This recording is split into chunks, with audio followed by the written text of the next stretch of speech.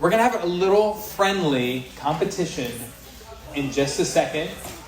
I know, Hope, how much you love competitions. The winning table, just to get you guys excited, is going to win my favorite drink. A case of carbonated water called Liquid Death. And it's my favorite. They advertise to middle-aged men that used to be punk rock and cool, and now we're not, and they put a skull on water, and we're like, I'll buy that. That's sweet. And it's flavored, it's carbonated, it makes you think you're drinking a soda, but you're not.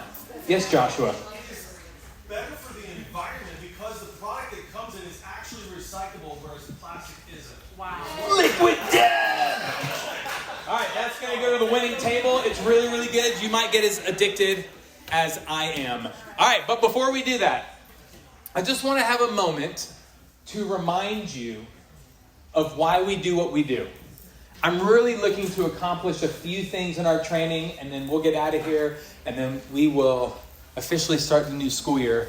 I hope this encourages you. I hope this reminds you of things that maybe you know. If you're brand new, then this will be obviously new for you, but I think it's good for us to be reminded of some of our core values, our mission, and our purpose, and some of the values that we want to achieve as a student ministry team. And I hope it refreshes you.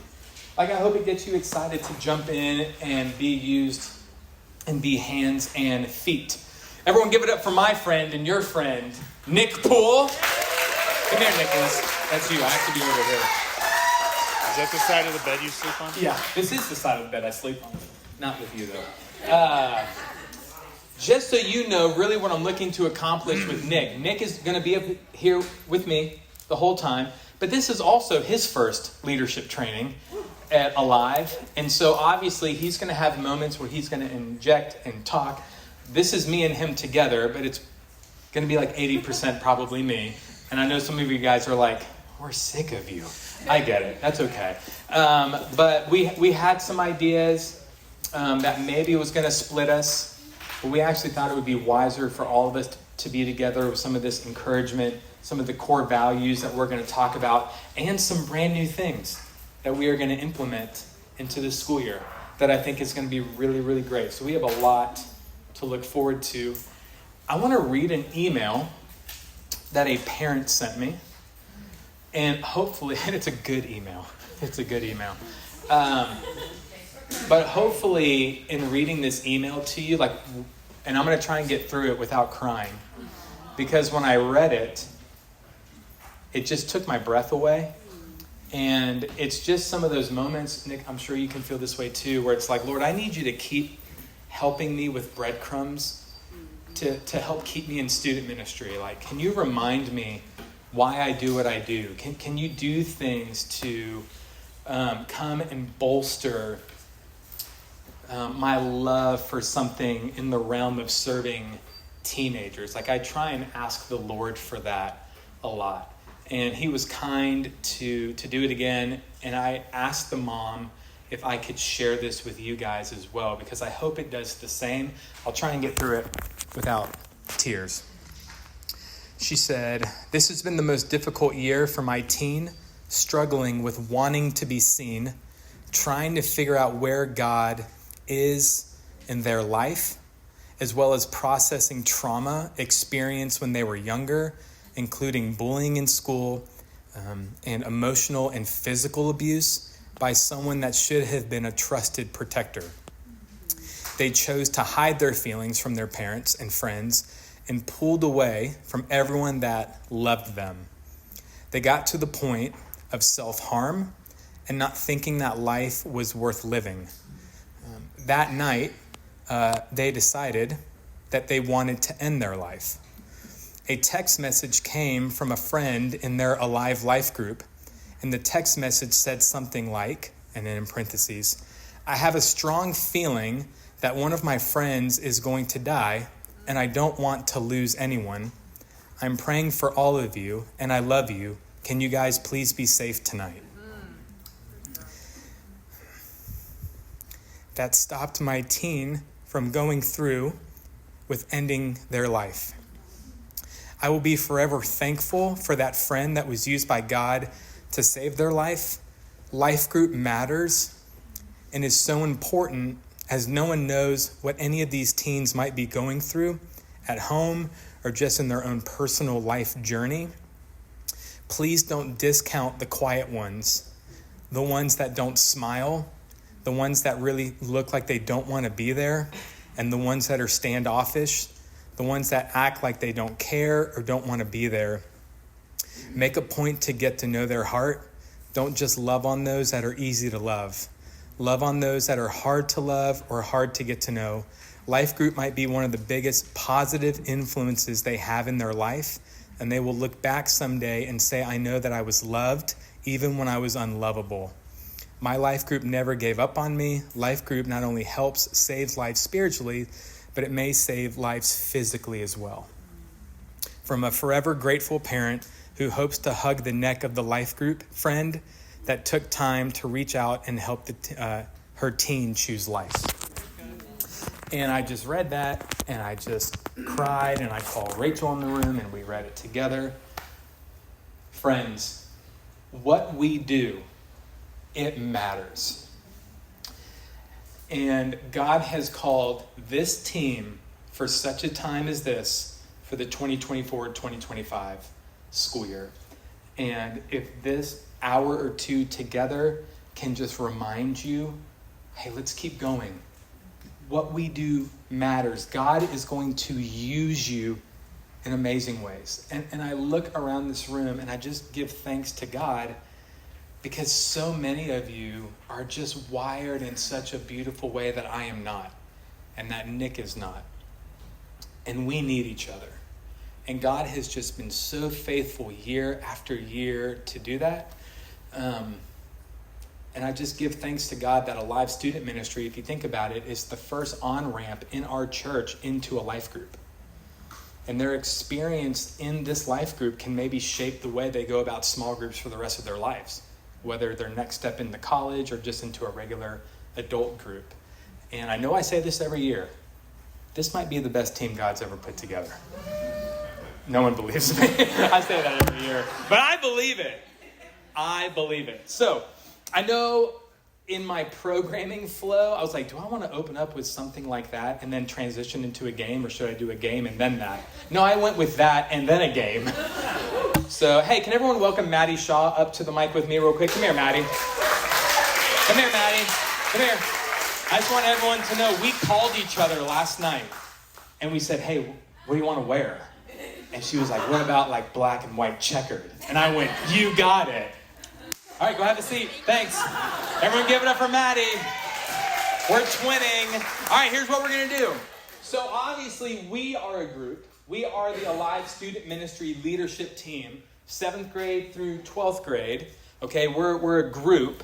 But we also have individual groups within the big group. So you are sitting at the same table as the people that you are going to be serving with this year. Now, I want everyone to look around your table, because there are many people who should be here but aren't here.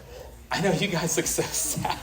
But we wanted to serve you because there should be a picture of the face of, see, Emily Heap. She's here with you in spirit, Hannah. She's right there. So everyone just look around and see if there's any faces that are at your table that just physically aren't with us. Like I know Lauren isn't here. She's in Pennsylvania. Family reunion. Sheesh. On her motorcycle, though. Oh, no, there's 2 Laurens. Oh, gross. Okay. That's going to be so bad and annoying this whole year. Okay, we're going to play a game, Nick, and that game is called... The game is called No Show Go. We're going to play a little game called Groupies, because we've got groups inside of the group, and here's what we're going to do. The rules of this game are simply this. There we go. You will be given a specific animal. Simply guess what a group of that animal is called.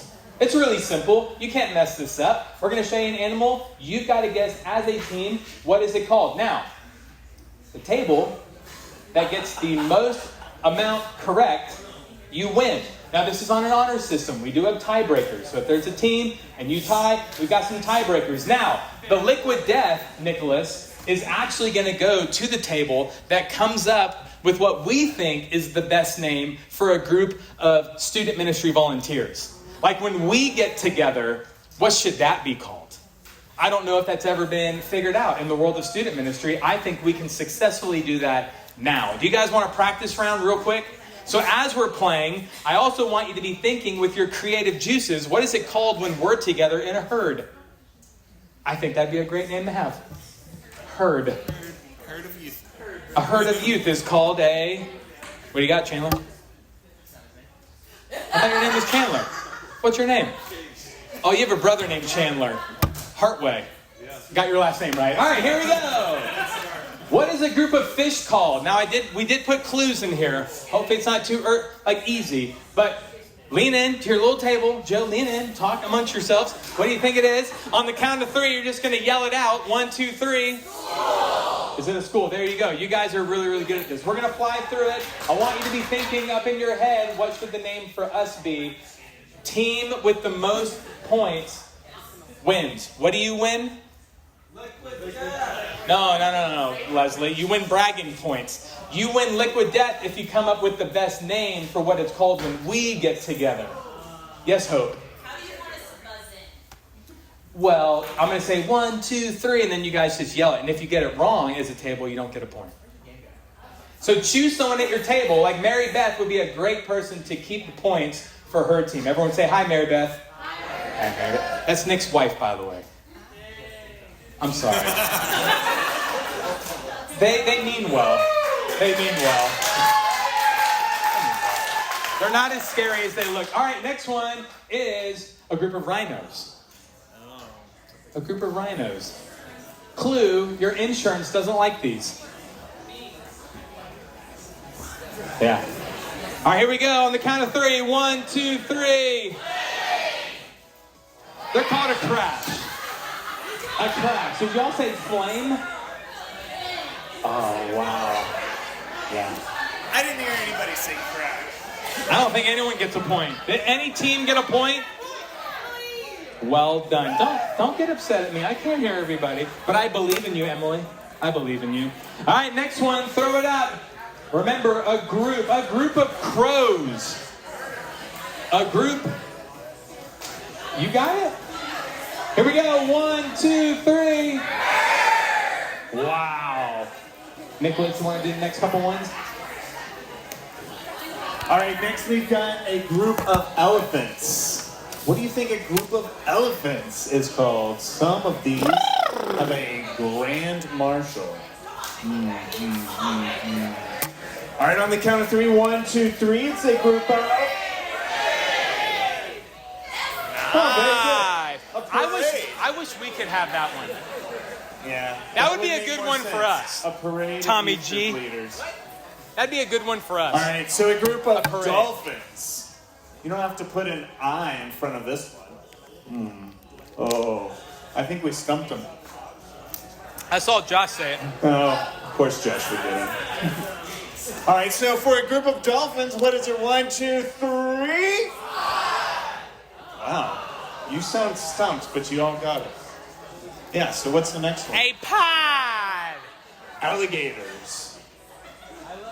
People at your church aren't often called this.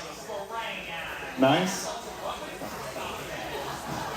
All right, think about this. So a group of alligators might be called people eaters. On 3, 1, 2, 3, what is it? Congregation. Nice. Yeah. Well, we know somebody got it wrong. Did anybody get that one right? Oh, yeah. Do you have that written down? Alligators. So, I was over at Barry Horse House yesterday, and we were working on a project he had, and he comes barreling out of his house, and he's like, "There's a bear in the back, come with me!" And I was like, how do you know there's a bear back? I heard it. I was like, I've been hearing a dog bark for like 10 minutes. I don't know about a bear, but he swears there was a bear back there. We went back there. I saw nothing. But I have heard rumors that there have been bears in the upstate recently. So what would a group of them be? I would say terrifying. A detective is often called this. 1, 2, and 3. Wow! Hope, did you get that? A sleuth. Listen, You saw a sleuth? a sleuth. How many more we got? Bats. Let's just do one more. If you got a big pot and you tried to boil us, we would get out of the cave. I don't really know how that's a clue, but Oh, it is. It is. All right, here we go. 1, 2, 3. Oh, wow. All right, here we go. All right. If your table got one right, raise your hand. Everyone should at least have one.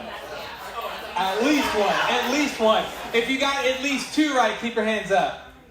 3, 4. Sarah, is your team cheating? You're no worse than our high schoolers. You know when we do sit down if, they're all a bunch of liars. All right, 5. How many of you stayed up till 4 a.m.? Me! 6. 7. No one got 7? Huh. Okay, raise your hand if you got 7. Yeah? You're just making this up? Wait, what? No, if your team really got 7, put your hands up. Oh, all right, if your team got 6. All right, so this table, and this table. Now next we have a tiebreaker. Everyone stand up. If you are representing your team, Joe, you're going to represent your team. Peter, you're not Paul. You're going to represent your team. All right, Tim Irwin, you're going to represent your team. And Linda, you're going to represent your team. All right. The tiebreaker is... Frogs.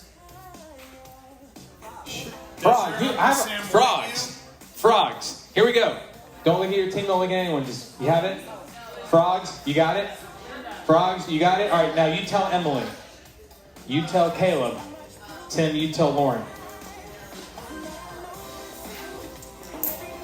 What did Tim say? Oh, on the count of 3. Huh? What? 1, 2, 3. What'd you say? Oh, you guys lose. What'd you say?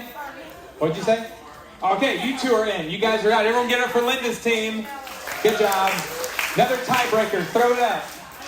Camels. Camel. Do the same thing, Peter. Do the same thing, Timothy. Now, if you're if he gives you the wrong one and you change it to the right one, that's wrong. Yeah. Here we go. Peter, your team. Tim, your team. Say it. 1, 2, 3.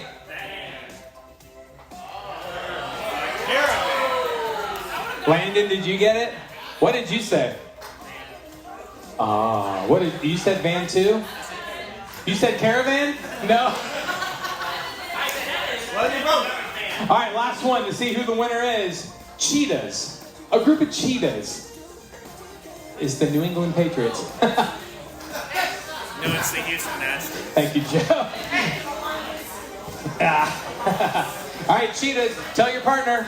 So we got to move on. Say it. 1, 2, 3. Alliance. And you're both losers. He didn't know. He didn't say anything. All right, everyone give it up for our... We'll let you be the winner. Senior guys win. Jeez. Well done. All right, Tristan, you can kill that music. Hey, the reason why we just wasted 15 to 20 minutes of your life that you're never going to get back is because a big theme, Nick, of our training this time is we are a group. There's going to be a lot of unity language. There's going to be a lot of talk about how we're going to have each other's backs, things that we're going to do to serve one another this school year. And I think it would be great if we came up with a name for us. Does anyone want a chance of winning Liquid Death? Gabby, did you have a good one? Admin Gabby. Everyone give it up for Admin Gabby.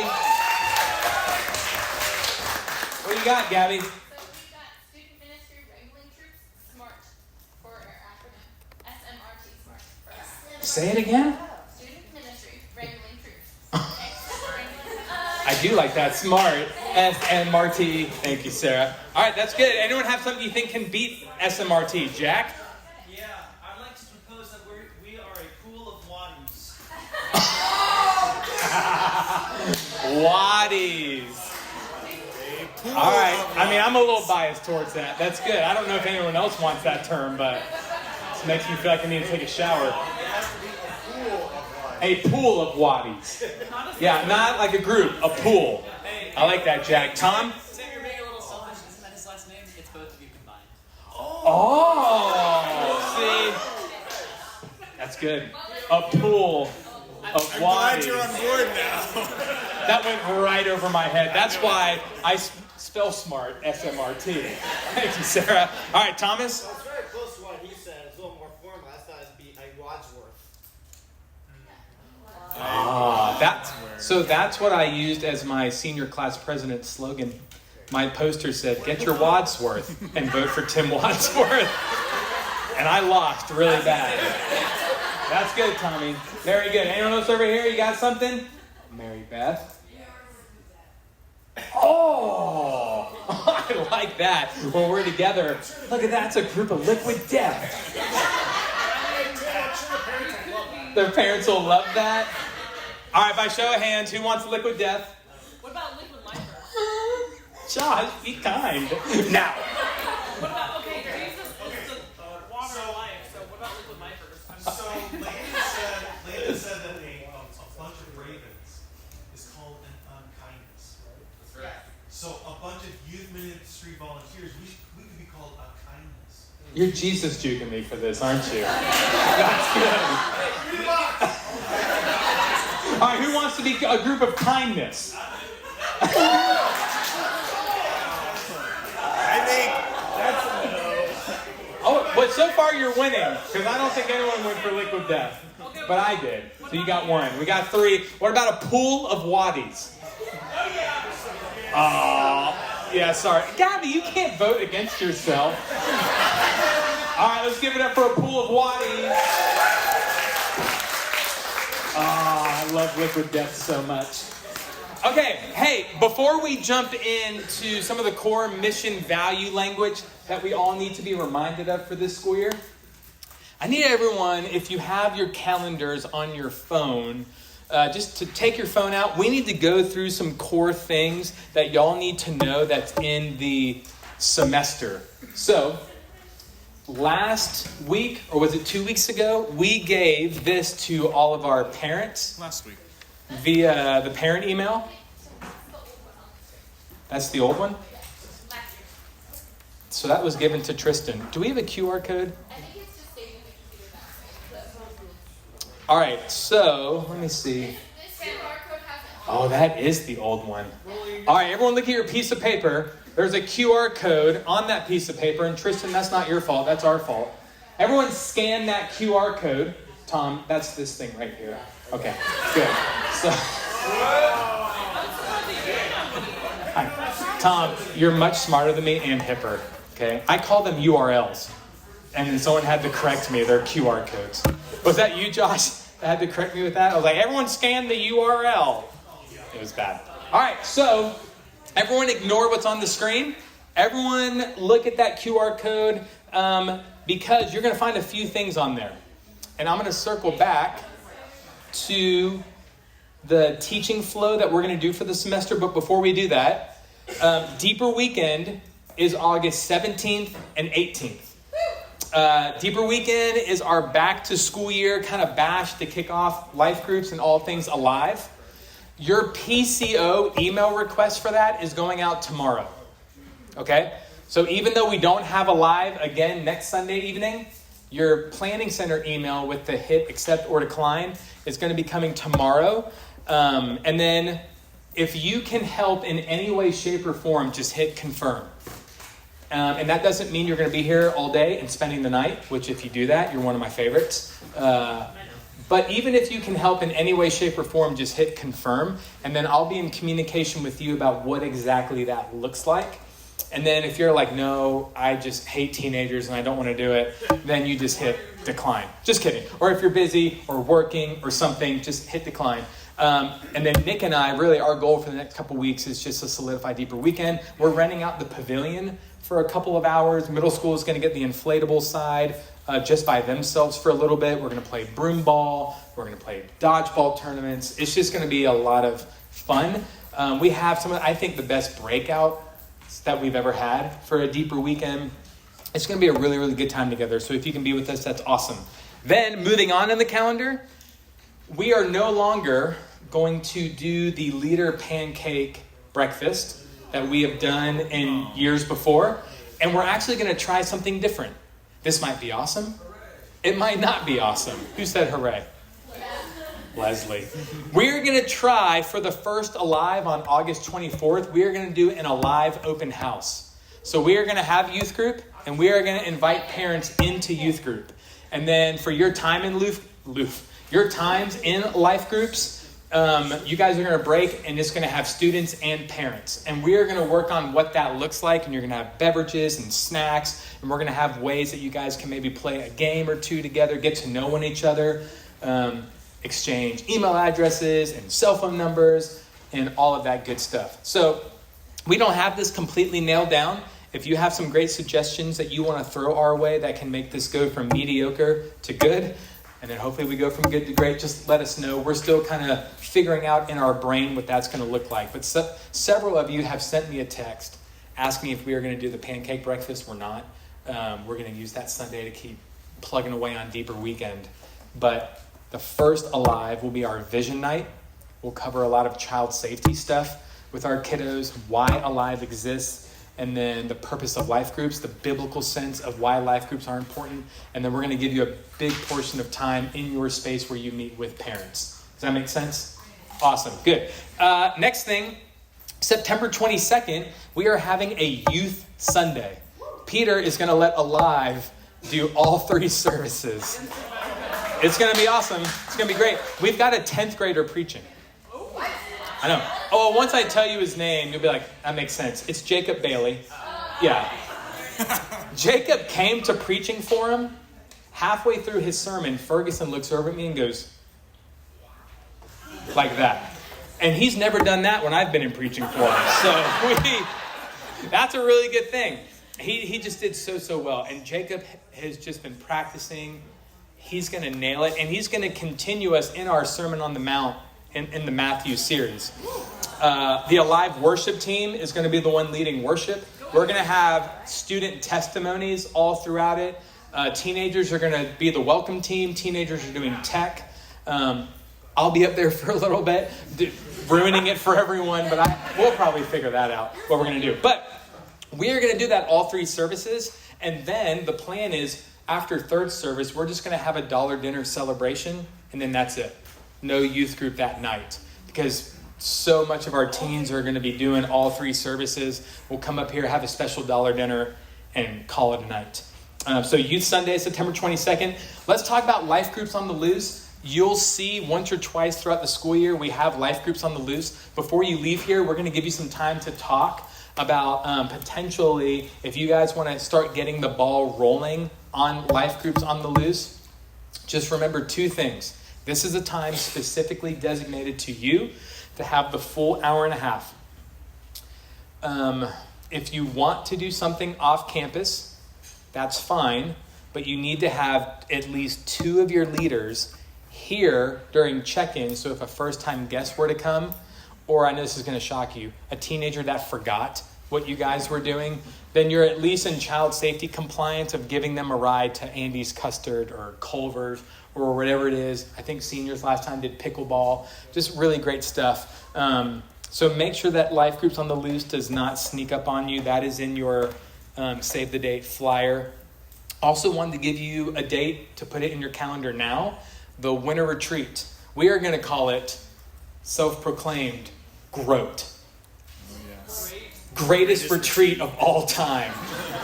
I want to call it that instead of winter retreat. Hey, you coming to GROAT? What's GROAT? It's the greatest retreat of all time. Okay, Liquid Death, Mary Beth. Liquid Death. Oh boy. All right. Winter retreat is February 14, 15, and 16. Actually, that's right. The winter retreat is 7th, my notes are wrong, 7th, 8th, and 9th. That's Super Bowl weekend. That's what we did last time. How great is that? We get back at around noon. You can crash, wake up, watch the Super Bowl. We don't have youth group that night. So winter retreat, it's coming up. However, yeah, the Broncos they're with my Panthers. They'll be at home. The deadline, though, that we need to know from you guys, whether you want to be a part of this, is November 17th. Yes, Suze. Awanata again. Yep, same place, same time, same awesome leaders with some new friends. It's going to be really, really great.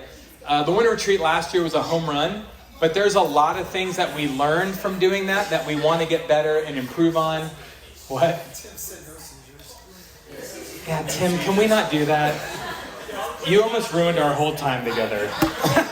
Hey, here's a great story, though, about Tim having his seizure. The saddest part was I was playing dodgeball while you were doing that. And when kids were yelling, Tim's having a seizure, I thought, that's hurtful. Like, I know I run kind of weird. I'm not athletic. But to say I'm having a seizure, that hurts. And then I realized, that's Tim. And I ran as hard as I could, leaned over and went, yeah, it's a seizure. And then I had to run all the way back up the hill.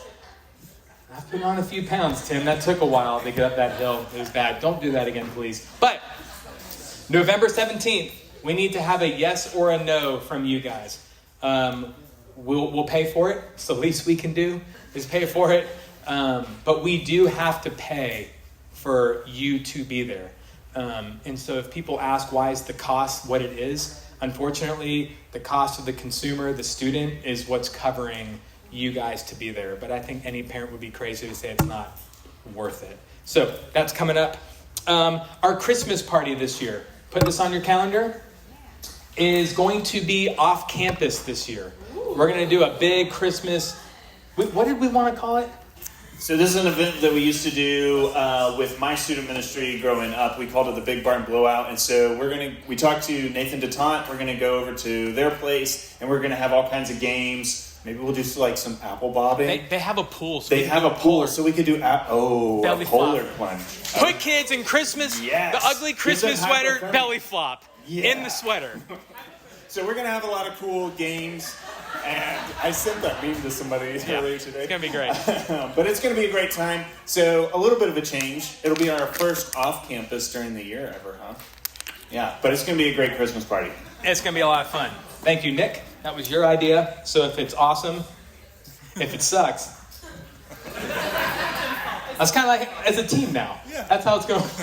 I love that. Okay, next thing for your calendars, and just know the Leaders Retreat. The Leaders Retreat that we do every spring is April 6, 7, 8, 9. If you notice, I didn't mess up the numbers. Also, it's not in Orlando this year. We are going to pivot and go to Nashville. We're going to pivot. We're going to go to Nashville. Steve and I are going to go get our honky tonk on. It's going to be awesome. Yeah? Who? Yeah, we did go bull riding one time. That was weird, but that was in Orlando. Let me just say this. If you have not been able to go on a leaders retreat, let me just challenge you this year. You need to come. And I know for a lot of you, you're like, hey, Tim, some of us have real jobs, and we have to use like vacation days and this, that, and the other. I get it. But because you know this date so far out in advance, if you can figure out a way to be a part of it, I can speak on behalf of those that have gone. The unity that you can have with your brothers and sisters once you get back is it's hard to break. One of the things that hurts my heart the most is when a leader wants to step out of our leadership team. And if I've ever heard them say, I just didn't feel really connected to the other adult leaders, I normally go back and look, were they a part of the retreat, or did they actually come to the Sunday meetings? The second Sunday of every month, and some of these core, like the Christmas party that we do, and mostly they're not. So we give you these opportunities. Yes, we're here for teenagers, but I think the best part of serving in this youth group is who's in this room right now. So if you can figure out a way to come with us to Nashville, I think we're going to look at getting an Airbnb. instead of doing hotels? I don't know. Yeah. Liquid Death. Listen, we might be going with Liquid Death. That's just a pool of waddies. I mean, I know you won, but Liquid Death. It's only 6 hours, too. Yeah, it's 6 hours versus, well, when you drive, it was probably 6. It'd be 4.5. That's right, yeah. So there's that one. And then October 19th, I don't know if this is going to be up there. It is on your save the date. We're having our Nerf War night. October 26th is the Trunk or Treat event. No, it should be 26. Oh, yeah. The 26th is a Saturday, which means we have Noah Live on the 27th. So we'll pivot to that Saturday on Trunk or Treat. And then Turkey Bowl is November 27th. And now, if you're not impressed with anything else we say or do the rest of this time, we just gave you... We're kind of figuring... That's a lot of dates. We're kind of figuring this out. Yeah, very good. All right, hope that helps you. Also, before we move on, Titus Vance, put your hand up in the air, Titus. We are... What a guy. We are launching this semester, starting in September, the first ever Alive Apologetics class. Yeah. So that is going to start September 8th. Hold, please. While we're holding, just so you know, we are going to offer it for high school students during middle school. Okay? However, middle school leaders, middle school pastor, if there's a kid in middle school that you just think needs to be a part of that, have a conversation with us. We'll figure it out. Normally, I don't have 7th graders walking up asking me questions about predestination like I do 11th graders. Or we were just seeing a big need for it in some of our older kids. But I do remember Jacob Bailey in middle school, who's preaching in September, and he's a 10th grader. That could have really served. Remember Joy Evans when she was a 7th grader, but more mature than our senior boy. So I'm not saying there's not an opportunity for middle schoolers to be in there. We're just going to get the ball rolling. This will meet during middle school in the Treehouse classroom for high school during the middle school time slot. And then lastly, with calendars and what is going on this year, this is the year of sharing the upstairs with kids stuff. First and second service will be upstairs. You are now in the warehouse. Yeah, don't look like it, but you are. However, as you've heard, the Red Chair campaign, Treehouse and Kids Stuff will not be offered in the evening. So this space will still just be for middle school and high school. Ruthie's not doing anything crazy. The rooms are all going to look the same. It's not going to look like a kindergartner class, but just know that there is going to be a lot of crazy with sharing space. Oh yeah, I have another thing to put on your calendars. Thank you, Nick. The Alive Leader Christmas Party. Hannah, hopefully this one works for you. If not, it was Nick. He picked it. What was it? The 16th of December. 16th of It's December. a Monday. I didn't pick it, actually. You did. So that's a weird day for me. You should have said that in our meeting. That would have been helpful to bring up. But that's the date. Write it down. Hopefully you can join us. We've given you a really big heads up. Christmas party. All right, let's move on. Titus, thank you for all your hard work with getting the apologetics class going. We're hoping that Alive is going to be a 1, 2, 3 punch. Just hear me out. You guys need to know of the 3 things that we mainly offer during the school year. Alive on Sunday night, and we'll talk about this in a little bit, is No Show Grow, relational youth ministry, aka life groups. Wednesday morning Bible study is going to be those that want to dive deeper into the Word. It's very similar to what Joe is doing with his seniors, is what Titus will be doing with the apologetics class. So we really have this beautiful 1, 2, 3 punch where no student should be able to say, this has not been fed to me, or at least offered to me. Because we do have a lot of students say that on Sunday night they would love to go deeper. I get it. Well, we have Wednesday morning Bible study and we have an apologetics class. Or we have some kids that are like, hey, an apologetics class, I'd rather get punched in the face. I just need to come relationally to talk to another adult. Beautiful. Alive.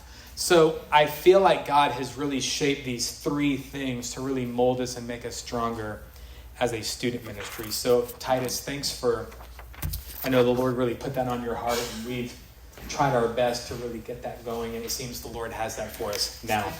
Yes, sir. That's a great question. I don't even know who's leading it or who's helping me with transportation, but I'll get that figured out. I want to say we've always done it the Wednesday after Labor Day. But don't hold me to that. I'm still figuring that out. Yeah, I got a month. I got to get through Deeper Weekend. I know. But I want to say first Wednesday after Labor Day. And where do you take transportation to We take kids to 4 schools. GMC, Eastside, Wade Hampton, Hampton Park. Yeah. When the homeschoolers show up, we can't offer them rides to their school out in Duncan. We can't do it. But those are normally the 4 we do. Thank you for that question. Hey, Tim. Yeah. What was the Liberty University college? What's that? Great question. So, as you know, we are Flames. We graduated from Liberty. I didn't say Flamers. You're welcome. I would. Yeah, I know you would. I was already going back every homecoming weekend. So if I ever have kids want to have a conversation with me about just college in general, normally what comes up is debt, no debt. Where did you go to school? Can I come visit Liberty? Then I just let them come with me, my wife and kids. Now the pools are going. I think we only have like 4 kiddos going. It's normally a very small group. I'm hesitant to announce it from stage because the Will Gaunts will just want to come, but they don't want to go to school there. But Will's just down the party whenever, wherever, with whoever. And now I've got Will going, but Will doesn't even know how to spell college. You know what I'm saying? So very similar to me. I love Will Gaunt, but I would have done the same thing. Like, you're going to Virginia, I'll go. So we try not to say it from stage. It's if it comes up in conversations. So if you guys in your life groups have conversations, like, hey, I think this kid would love to come check out Liberty, then we'll go. I'm biased. I think it's the best school in the world. I'd rather try to influence a kid to go there than any school here. But in-state is cheaper, so I'm also up against that as well.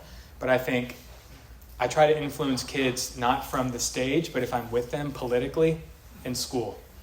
I'm just being honest. I'll try and influence a kid, obviously, and then the gospel.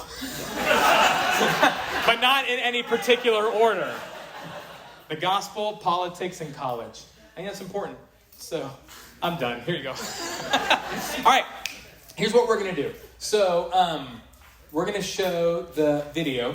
There are 2 people that you are going to hear from via a video. These are actually 2 people that we have relationships with in our student ministry. The first is you're going to hear from Doug Fields. Doug does 30 minutes of coaching with me a month. Randomly met him in a Starbucks in 2012 in Huntington Beach, California. He saw my Liberty sticker on my laptop.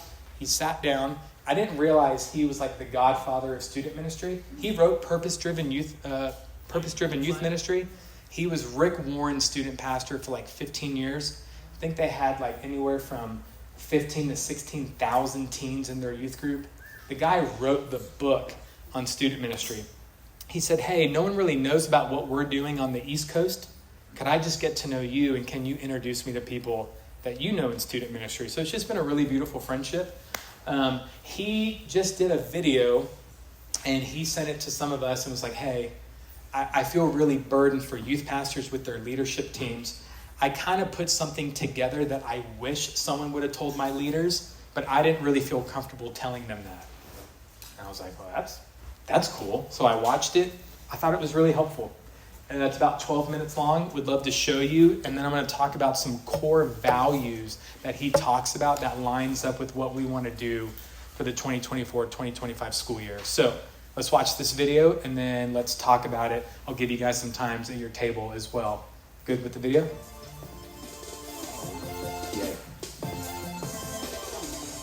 Hey everyone, I get to introduce the youth pastor of my church, Doug Fields. He's been a youth pastor for over 35 years, written, I think, 1 million books, and has been recognized as a thought leader for literally longer than I've been alive. Even though I asked him to do my wedding and he was just too busy, he's not too busy for you, and is here to present a great challenge for your team today. Doug is also the co-founder of Download Youth Ministry, where he trains and resources youth workers all over the world. Get ready to be stretched and challenged. Let's welcome Doug Fields. Hi everyone, my name is Doug Fields, and I have been around youth ministry for over 40 years as a youth pastor and someone who helps people like you, the faithful yet slightly crazy volunteers who actually enjoy spending time with teenagers. And I went into youth ministry because my life was changed as a teenager. I wanted to help other teenagers, but what I ultimately discovered was that the best way to help teenagers was by helping volunteer leaders catch a vision to care for teenagers. And that's why I'm so excited you've committed to being a learner today. Thank you so much. When I was a teenager, my first love was sports. I played football and basketball and baseball, and I was actually pretty good at all of them, but I was great at none of them, which is why I went into youth ministry instead of the NBA. But I did have the privilege of competing on some great teams filled with some high caliber players, as well as some teams that had athletes who were, how should I put this, less than stellar, more like me. But my sports ambition was always to be a team player, and I quickly learned that the very best teams were not always those with the best players.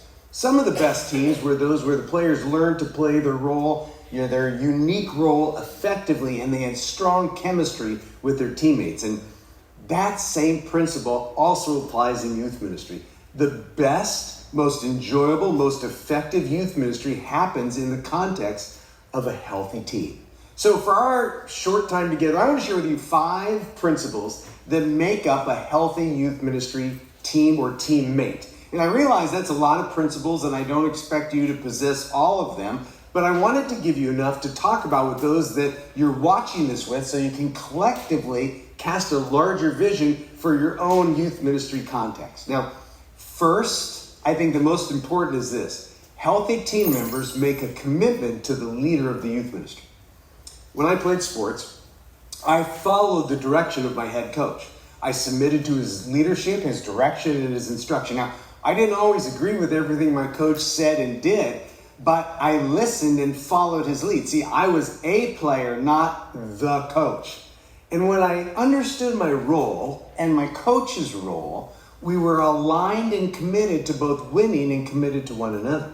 And in your youth ministry, if God has given someone the mantle of leadership and it's not you, meaning you're not the primary leader, then you need to support the person who is the primary leader. And you may not like all his or her decisions, but that's part of playing on a team. The leader isn't perfect. Leaders have to make decisions for the best of the ministry, and those decisions often make other people angry, which may include you.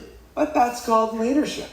And I've learned that this person doesn't always feel secure in their leadership. That's true of me. I mean, I have a lot of youth ministry experience, and yet I still feel lonely when I make decisions that bother people. I'm not a perfect leader, and I've never met a perfect leader.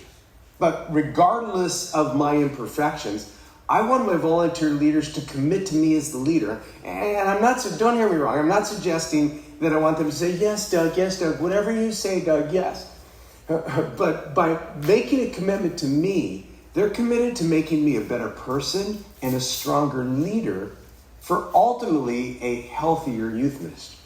And over the years, I've had volunteers gently and lovingly confront me and help me see my blind spots. They've graciously identified areas within my leadership that weren't healthy, but they did it in a way that didn't seem like they were ganging up on me or losing faith in me.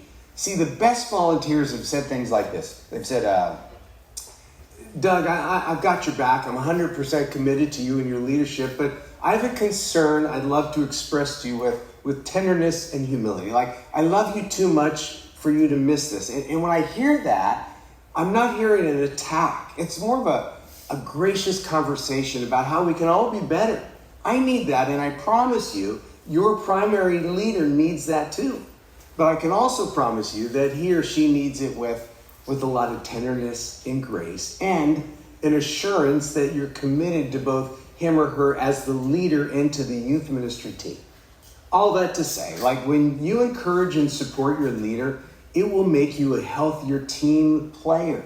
So that's the first principle. Healthy team members make a commitment to the leader of the ministry. Now, I've got 4 more, and I'm not going to spend as much time on these 4, but I really wanted you to understand that first one, because if you don't support your primary leader, you're not even at step 1 of being a good teammate, okay? So the second principle is this. Healthy team members have a positive attitude.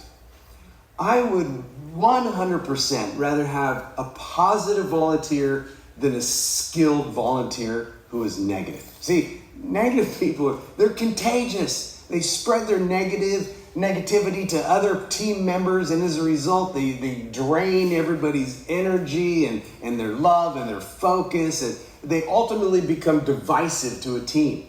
On the other hand, positivity empowers and encourages a team. I mean, the bottom line is this. If you're negative, you're not fun to be around.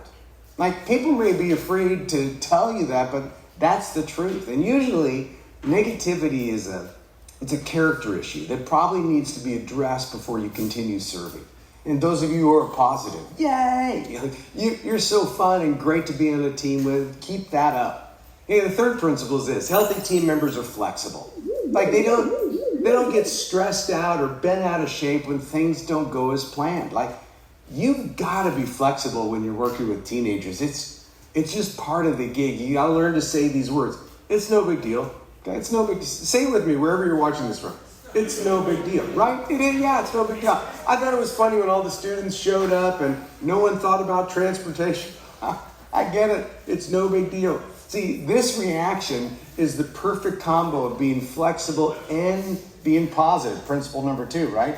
And teenagers in your youth ministry, they need to see that in you as leaders, even when they're not being positive. Like when they complain, you want to meet their negativity with your positivity and flexibility.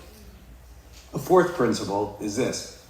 Healthy team members regularly ask, can I do anything to help? I so love this in a volunteer because it puts on display their spiritual maturity. It's an attitude of servanthood, and you're never more like Jesus than when you're willing to serve. That's what good volunteers do. They serve, they help, they assist. They see a need and they meet it. My volunteers don't say to me, Doug, it doesn't look like we have enough chairs set out. Instead, they just go set out chairs. Like, they take initiative. If you see a need, please go meet it. If you see a problem, go solve it. And if you're not sure what to do, then ask the primary leader. Say, well, what can I do to be helpful right now?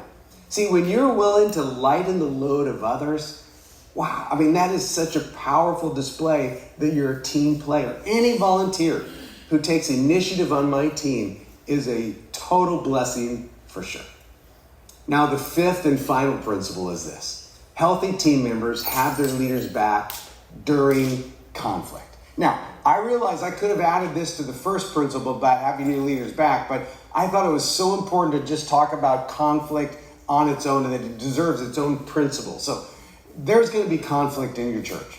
Absolutely, it will happen. I mean, just the other day I was reading the book of Acts, and I got to the conflict between the Apostle Paul and Barnabas in chapter 15, and I actually started laughing. I'm thinking to myself, I'm in good company. I mean, Barnabas, who's known as Mr. Encouragement, he got into a conflict with the same guy who wrote over half of the New Testament. I find that funny, that it doesn't matter who you are or how spiritual you are, if you're in leadership and ministry, there will be conflict. There are going to be people who will verbally beat up the person in charge. You know this, usually behind his or her back, right? I'm not naive. I know there are students and parents who occasionally talk negatively behind my back, but thankfully, I have committed volunteers, people who understand teamwork, who won't listen to others' verbal attacks of me. Instead, they'll confront the person or they'll just walk away from the negative conversation if needed. Friends, don't contribute to the conflict by giving it your oxygen. Walk away. Support your leader. Send that strong message. If something needs to be said to the primary leader, then you can say it with truth and grace. Teamwork means you have each other's backs, okay, especially during conflict. Now, okay, I've given you a bunch of ideas, plenty to think about and talk about with others. And as you're talking about this with others on your team, I would encourage you to affirm those who embody these principles. Like you might say, hey, Jerome, that Doug guy said a healthy team member is positive. Man, that's you. You're like that. You're positive all the time. You make our team so much better, and I'm so honored to be on this team with you. That's what we do. We be on the lookout, find the good in each other and call it out. Get in the habit of seeing it and calling it out. Steer clear from comparing yourself to other volunteers. You don't have to be like everyone else on the team. I mean, that's one of the keys to a quality team is variety. God loves variety, and he uses variety. So allow God to strengthen the person he's created you to be, and don't worry about being like other leaders. We know from 1 Corinthians 12 that the human body has many parts, but the many parts make up one whole body. So it is with the body of Christ. Yes, and so it is with you and those on your team. You're one body, you're one team. And when you start working together as a team, here's what's going to happen. You're going to attract other adults who want to be on that type of team. And also the teenagers in your ministry, they're going to look at you guys and say, I want... There you go. Good job, Tristan. Everyone give it up for Tristan. Well done. Working through technical difficulties. You're a boss. Okay, so I thought those 5 things were just really, really helpful. His first point about having the leaders back, at one point it almost made me feel uncomfortable to show that to you because that felt weird. But I wanted to show that to you for him. Like, there's now 2 Tims. And I'm going to have his back. We are going to have his back. Any talk of change or this, that, and the other, like we have to be really unified as a team, a pod, Liquid Death. I'm sorry. You guys have lost. It's Liquid Death. We're Team Liquid Death, right? Like we have each other's backs. The second thing that we're going to look for is, man, I want this to be a year of just no negativity, no drama. I'm not saying that there's not going to be moments where hard conversations need to be had, but it's like I'd rather deal with the 15-year-old's drama than the adult drama. And this year, I'm really just waging war on that in my prayer closet with the Lord. Like there's going to be moments where you guys, and Doug said it really well, like y'all are my eyes and my ears. I need you. I'm blind without you. You're going to hear things that I don't hear. You have a welcome invitation into our lives to tell us whatever you want. But there's a right way of doing it. Hope, you're a great example of a couple weeks ago. Sent me a text. Can we get lunch or whatever we did in the cafe? And you just presented something to me. And I thought it was so beautiful and so helpful. And hopefully I was able to share some stuff with you that was able to shine some light on what we're thinking about in the direction that we're going. Satan loves division. And that's not going to happen on this team. And if it does, I'm going to fight against it pretty hard. Now, if it's something of division where you feel that we are doing, then yeah, let us know that ASAP. But I love his third point too of flexibility. Honestly, I feel like that's going to be our name for the next 2 years. Because this is our last year up here. And then we're moving down there. And there's going to be a lot of other changes that come with that. Like this is going to be the year of pivot. Pivot. We're going to have to pivot a lot of flexibility. One of the things that I want to encourage you with as life group leaders, I want to encourage you guys to be flexible and to pivot when it comes even in your own life groups.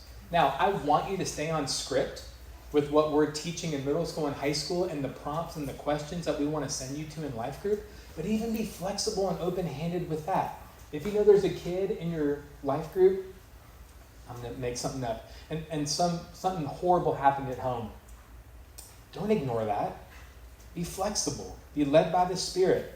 Lean into that. Now, if you're being willy-nilly, crazy flexible every week, that makes me a little nervous. I want you guys, there is a plan that we're going to execute, but it's okay if everything we plan doesn't go as planned. So that's one thing we're going to work on as a group with flexibility. What was his fourth point? Can I do anything to help? Yeah. And I don't want you guys to have that posture with us. I want you all to have that with each other. Right? Go to your team lead or go, and we're going to talk about all the tiers. Be like, hey, what, you guys need anything from me this week? What can I do to come alongside and help? I will say this. One of the hardest things for me to try and navigate as the people that are leading this student ministry is when there is a life group leader who feels like everything is on their back. And they're like, look, I know you gave me 6 people. I really only have 2. And the other 4, it's just one of these kind of things. And now I understand what we're doing is a volunteer position. And I praise God for you guys. One of the sobering things for us to think about is, do we work our full-time job and then serve on top of that? Because it's so easy for us to just get so engrossed into student ministry that we kind of forget you guys have lives outside of here. Like sometimes I call y'all during the day and you're like, hey, I got 2 minutes. I'm in a meeting. I'm like, oh yeah, you work. I am so sorry. Like I just thought all you did was North Hills all the time. So we recognize some of you guys are stay-at-home moms. Yes. Liquid death. Right? Like, if Rachel was here, she'd be like, yeah, she'd be doing it too. I'm with you. But I have been, like, I went to Worship Arts, and I was like, hey, put me on drums 2 times a month. And I was like, oh, gosh. Because that's a lot. Thursday night practice and getting here early Sunday and doing the drumming and then on top of a live. So I'm trying to hopefully practice what we preach. But hear me. Unless you have had a conversation with me where I know the agreement going in, if you know that you are going to kind of be half in and half out, can we just figure that out now? Because as my kids are getting older, my kids have been given some pretty crummy leaders at their VBS. My kids have been given really crummy teachers at Taylor's Elementary. That's why we're homeschooling now. All that to say, sometimes I look at what my kid was given and I go, what? Can I get my kid on this team? Because I see what that coach is doing, I-9, and I don't like my kid's coach. I'm even starting to like, as a parent going, no, my kid deserves the best. So, this is crazy. Judah's 2 years away from this youth group. That's weird. I know. But what I'm trying to say is we need to be that life group leader that the other people that you were in a life group with goes, man, it's so nice to be in a group with them. Liquid death. Right? Like a liquid death great group. And for it not to fall on one person. Now, the beautiful thing about the way we are structured is if Lauren has to miss a Sunday, we have this structure set up. Just hit decline. And look at the team you have that's going to run with it. You're good. Do what you got to do. It's going to be naive for us to think that you will not have stuff that comes up on Sunday night. However, I just want to raise the bar for you guys that the thing where I will feel that you don't have my back or his back is when you hit decline and don't tell us why. Because if you're committed to something, at least tell me what you're choosing over this. Like, at least let me know what you're doing. And then when your kids ask where you are, I'm not going, I don't know. I don't even think he loves you. Right? Like I said, speaking of division, yeah, you should call him. He's slacking. Here, you need his number? Here you go. And I just slide it over. No, like, I want you to be in this position where I understand that you have full-time jobs and families and life. But man, sometimes it's like missing 2, 3, we got to raise the bar for these kids. And I'm okay if that offends you. I'm okay if that makes you upset and you look at me and scream me in the face and say, I'm going to go find a different church or a different youth group. I love the kids in this youth group enough to take that punch in the face. Our kids in this youth group deserve adults who are committed to them. However, also with the flexibility of knowing life happens. Your car won't start. You might have to wash your hair one night. I'm kidding. There's going to be but I will say the only thing that gets me is when you hit decline and don't tell me why. Second thing on my soapbox, and then I'll move on. Just hit decline or accept for me. So I can one up the what drives me crazy when decline is hit with no answer. It's just when you're left unconfirmed. Like, I'm not asking for you to do anything more than hit a button in an email. Like, it's when we have to take 30, 40 minutes every Sunday to call. Hey, are you coming? Like, you haven't said anything. Are y'all with me? Like, that makes us feel like we're just not a group. We're not on the same team pulling together. So, I get it. Full-time jobs, crazy, crazy busy. we're going to have this understanding of we're in it to win it, but we understand life happens, okay? The thing is teenagers, their BS radar is really, really good. They're going to know if you're in or if you're out. And I'd rather us have that conversation now than the teen having to come to me and we have that conversation. And then I'm put in this weird spot to figure out dynamic drama of teenager and adult. There are times Judah has had to go to my wife and go, I just feel like dad hasn't been present. I feel like he's working a lot. Where's dad been? And that breaks my heart for Rachel to go, hey, your kid doesn't really feel seen by you. Can you change it? And I go, yeah, thanks for being my eyes and ears. I'm sorry. My bad. What's his name again? Judah. Thank you. Right? OJ, the original Judah. Just so you guys know, there's 2 Judah Wadsworths in this church right now, and his new nickname is OJ, the original Judah, and it's starting to pick up steam pretty well. So, those are some big things that we are going to be working on as a group. Some of the stuff that Doug took us through.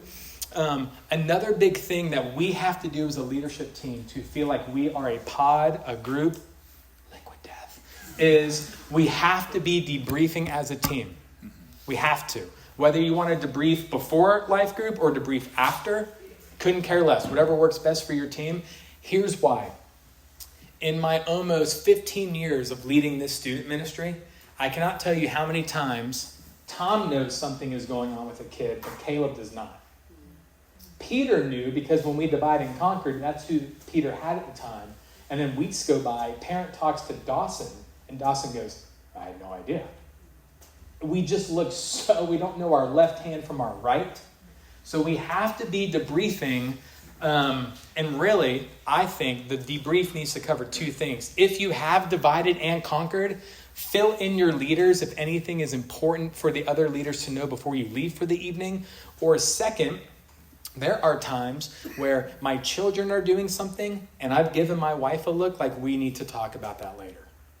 Can't do it right now, but we need to talk about that later.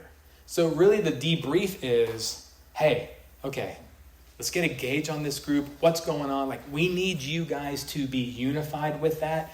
And so many times I'll ask a life group leader, how is so-and-so in your group doing? And sometimes that will be like, well, either A, they're not showing up like they should, or B, we haven't been debriefing like we should. Those are 2 things that has to happen big time. And then second, hitting the bullseye for this semester, and this is just a really good thing to remember, is child safety. So remember, we have each other's backs when it comes to child safety. This is something you obviously can help us with. There's many times I have been in here after I have taught, life groups have been dismissed, and 10th grade girl wants to talk to me. That's great. I'm here to serve 10th grade girl. But like Suze or Ruth, or if some of you guys see it, feel free, if you have relational equity with that kid or whatever, come sit right next to me. I want kids to know that we are a team, because so many times what happens is I'm dad and life group is mom. The dynamics in my house meant I wanted dad to know something that mom didn't know. I loved it when I could divide mom and dad. If I didn't get the answer I wanted from dad, guess where I went? Mom. And so sometimes I feel like I am dad and life group can be considered mom. And I think once kids know 2 things, wow, Tim's talking with the life group leaders, I think they think we don't ever talk. I don't know what they're thinking in their seats, but I think they think, oh, life group leaders in this world and Tim and Nick are over here in this world. So a big thing I'm going to fight against this school year is, number 1, we are a very unified group. And number 2, I'm also talking with mom and dad. Sometimes when I tell these teens that, hey, I've talked with your mom or I've talked with your dad, fill me in, they're like, oh crap, they know each other and they're talking. And the dots are connecting in their beautiful teenager brain. But I think there's something beautiful for them to know that. And I fight against if they know I'm talking to mom and dad, they're not going to tell me stuff. I just don't believe that. I used to believe that years ago. I don't anymore. I think there's something beautiful security they feel in that and a safety in that where I think they're still fine talking with me. And in our relational equity, everything is different with how I go about whatever it is. But I think that's going to be really important. So just reminder of child safety. And Heather, if you feel the Spirit move in your heart and you want to add or subtract something, feel free, because Heather and I are on a team together on staff. What is it called? The Child prevention team. The child prevention team. We prevent. We just prevent. We prevent. I hate that title. Remember, nothing one-on-one. Now, this is always a stick of confusion. Heather, stick with me because I feel comfortable with you. If it is something that is being birthed out of life group, we cannot do one-on-one. No one-on-one. Sometimes, you could call me and go, look, I know this isn't in a live function, but me and Asher from life group are going to go hiking together. I'm making something up in the woods. I know this wasn't something don't do that, Les. I know that wasn't something we put on, but it's still something that's coming out of life group. No one-on-one. None. No one-on-one. This is something I've adopted in my own life. No one-on-one with the opposite sex. Also in our child safety, it's no one-on-one with the same sex. And I remember how hard that was for us when we implemented that. If I had $1 for every time a kid wasn't opening up in my office and we jumped in the car to go grab an ice cream cone, I've been a rich man. But we changed that around 2015. And that's been the way we've been operating. So we have to have each other's backs when it comes to nothing one-on-one. That means the same in vehicles. Now, we're a pod, we're a team. If it's Tom in the car with Chase, great. Take kids wherever you want. But you guys are a team. We cannot be doing anything one-on-one. I feel like I still get lots of questions there. Does that kind of make sense? Is there any questions regarding child safety? Point of clarification would be, like, you can meet with them at Chick-fil-A. Yes. Thank you very much for bringing that up. Now, there are times I have met, parentheses, one-on-one with a kid at Chick-fil-A. That is still considered public. If I asked a kid to meet with me in the janitor's closet over here, that is one-on-one. Is that good, Heather? Did I drive that point home? Yeah. But if you're in an open public place, that is not considered one-on-one. Less. Yeah, so I took people disc golfing and brought friends along. So not alone. You've got 2 or 3 students in your car. No, I have a meeting there, but I take a friend from work or whatever. We weren't alone. Sure, yeah. Now, one-on-one would not be me with 5 other students. I can be the one adult with 5 students. We are not one-on-one. That's 1 in 5. Yeah, Nick. So sometimes I employ high schoolers to work with me, for me. Is that okay? Like, is that a conflict of He's interest? poor. Heather? I mean, that's not a youth group thing. That's outside of our... Oh, man. Heather and I, we prevent. We'll get back to you.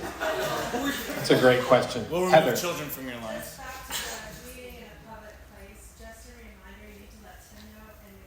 Oh, so good. Thank you. I need to know, and mom and dad need to know. If someone wants to meet with Judah, I want to know you want to meet with my kid one-on-one somewhere. I should know that. And I should be giving the stamp of approval, yay or nay. Now, yeah. That's so helpful. Because so many times a parent will come to me and say, hey, did you know that so-and-so has been meeting with my kid at Starbucks? And I go, no. And then I look like a bigger moron than I already am. So that's hurtful. But that's super helpful. I need to know, and mom and dad need to give their A-OK. Now, if a parent doesn't give you an A-OK, come and talk to me. Just for kicks and giggles, that would just be fun for me to know why. Why? I would seriously doubt that would be the case where a parent would say no, unless it has like a calendar conflict or something. But we just need to stay sharp with child safety. So you want us to text you every time we're meeting with any student? Not every time. If you're like, hey, me and Frank are going to meet at Starbucks for the 4 or 5 times this semester, we've planned that. That's great too. I just need to know if that's going to be a consistent thing. But if we meet with a student on a one-off thing because they mentioned something to us at a live, we Yeah. text you and tell you. Me, and just make sure mom and dad are good with it. Okay. Yes, sir. Can you tease out the idea of like a texting conversation. Yeah. Okay. Yep. In the Church Center app, we have the option to group chat, and that's like any other leader could see that, but it's like a chat system. The more we can use that over text, we should. You're saying I can text through the app to a teen? To anybody in the group, it's like But it's like it's like GroupMe. Yeah. So here's how I took let's circle back to that. So I'll let you know how I do it. And then Heather, you can let me know if this is right or wrong. If it's a female, now obviously if you're a male life group leader, you are not here for females. If you're a female life group leader, you're not here for males. However, we get into weird, you can too, just because of your previous role and your CJ's dad. So I totally get all that. I have a weird job. So I was FaceTiming with Piper Kegley 3 weeks ago. While we're FaceTiming, the dad poked his head in and went, "Oh, hey Tim." I went, "Oh, hey Kevin." Right? Because he probably got stopped in his tracks going, "Why is there a grown man voice coming through my daughter's phone? Like, who is that? What other grown man would do that?" We do. We have a really weird job. And it hit me how weird that can be. So, one-on-one, I will talk to a female, whether DM, text message, if it has something to do with my sermon or if it has something to do with Alive. So I get a text message all the time. What time is this? Or what should I bring? I'm good with that. On the other hand, sometimes I will get a text message like, "What's up, Tim?" "What's up? You know, what are you doing today?" Now, is it beautiful and innocent and wonderful? Yeah, these are girls in my youth group that just want a relationship with me. I don't bark up that tree. Like, I'm not here to relationally connect with a female. So that's where I kind of draw the line one-on-one through technology. They're calling me and DMing me and all the time, but if it has to do with Alive or with an Alive event or a question in our world, I'm good there. Now, with the same sex, I'm fine to DM and do that all day long.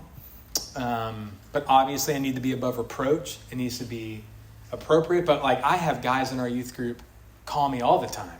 "Hey man, I'm struggling with this." "Okay, tell me more." And I'll talk with them. And the good thing, I've never thought, "Hey, I need to let this parent know I'm texting with their kid." That would be another part-time job just because of the sheer number we have. But I think too, as we're partnering with parents, if a communication through DM or text has led to you as a shepherd going, "Hey, this was my kid. I would want to know what we're talking about behind the scenes," feel free to backdoor it with a parent and let them know. But that's generally how I do it. I would also say to that too, if we're at any kind of event or whatever, and this has happened a lot of times where a female, for whatever reason they're going through, and this happens with guys too, they start to feel comfortable with the opposite sex of a leader, and they come up to you and they start to want to share something.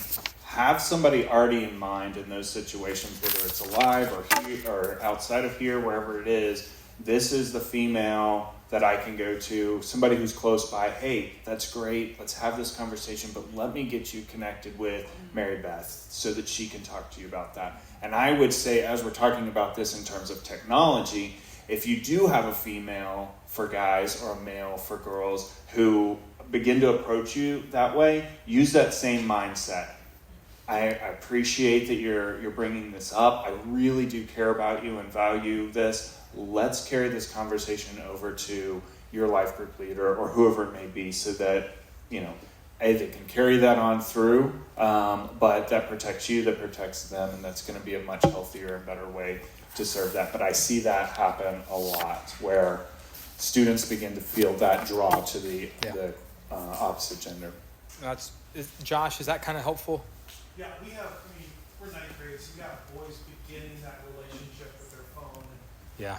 So we just want to make sure we're setting the tone right, as leaders, like how we communicate, what we communicate about. Super helpful. And I think, who here remembers Lydia O'Rig? Remember the O'Rigs? They lived down the street from me. And one thing I thought was very powerful was I heard a ding dong at the door. I'm at home by myself, open the door. It's Lydia, 10th grade. She was just jogging in the neighborhood. And Lydia, I'll never forget this, went, hey, I know Rachel and the boys aren't home, and I know because of child safety I can't come in, but can I have a Gatorade? And I went, yeah, like high five, stay right there, right? Got her a Gatorade, came back. I also think there is power in enabling our kids to know what we're dealing with. So in the open house, we are going to do all things child safety. Because I think if they know and we know, we're a much safer place and it's clear. And I love child safety because I make it the bad guy. Hey, Tim, can you give me a ride home? Oh, that sucks. You, one-on-one, can't do it. See ya. Grab an Uber. And I drive off. So I love using that as my get-out-of-jail-free card. Call an Uber. That's safer. Right, Heather? JK. Jake, I'm just kidding. Okay, good. Anything else? Yes, sir. To your point about making sure mom and dad are in the loop when we're doing like a dinner at a restaurant, can you incorporate that in some of our monthly meetings? Like that is not in my mindset when someone texts on Thursday and wants to grab dinner. You got it. And like I can write it here, but I'm going to forget it by middle of October. So that's actually a great segue into some of the new stuff that we are going to structure. Thank you, Benjamin. Everyone say thanks, Ben. If you have any rando question after that, Nick and I will stick around with Heather.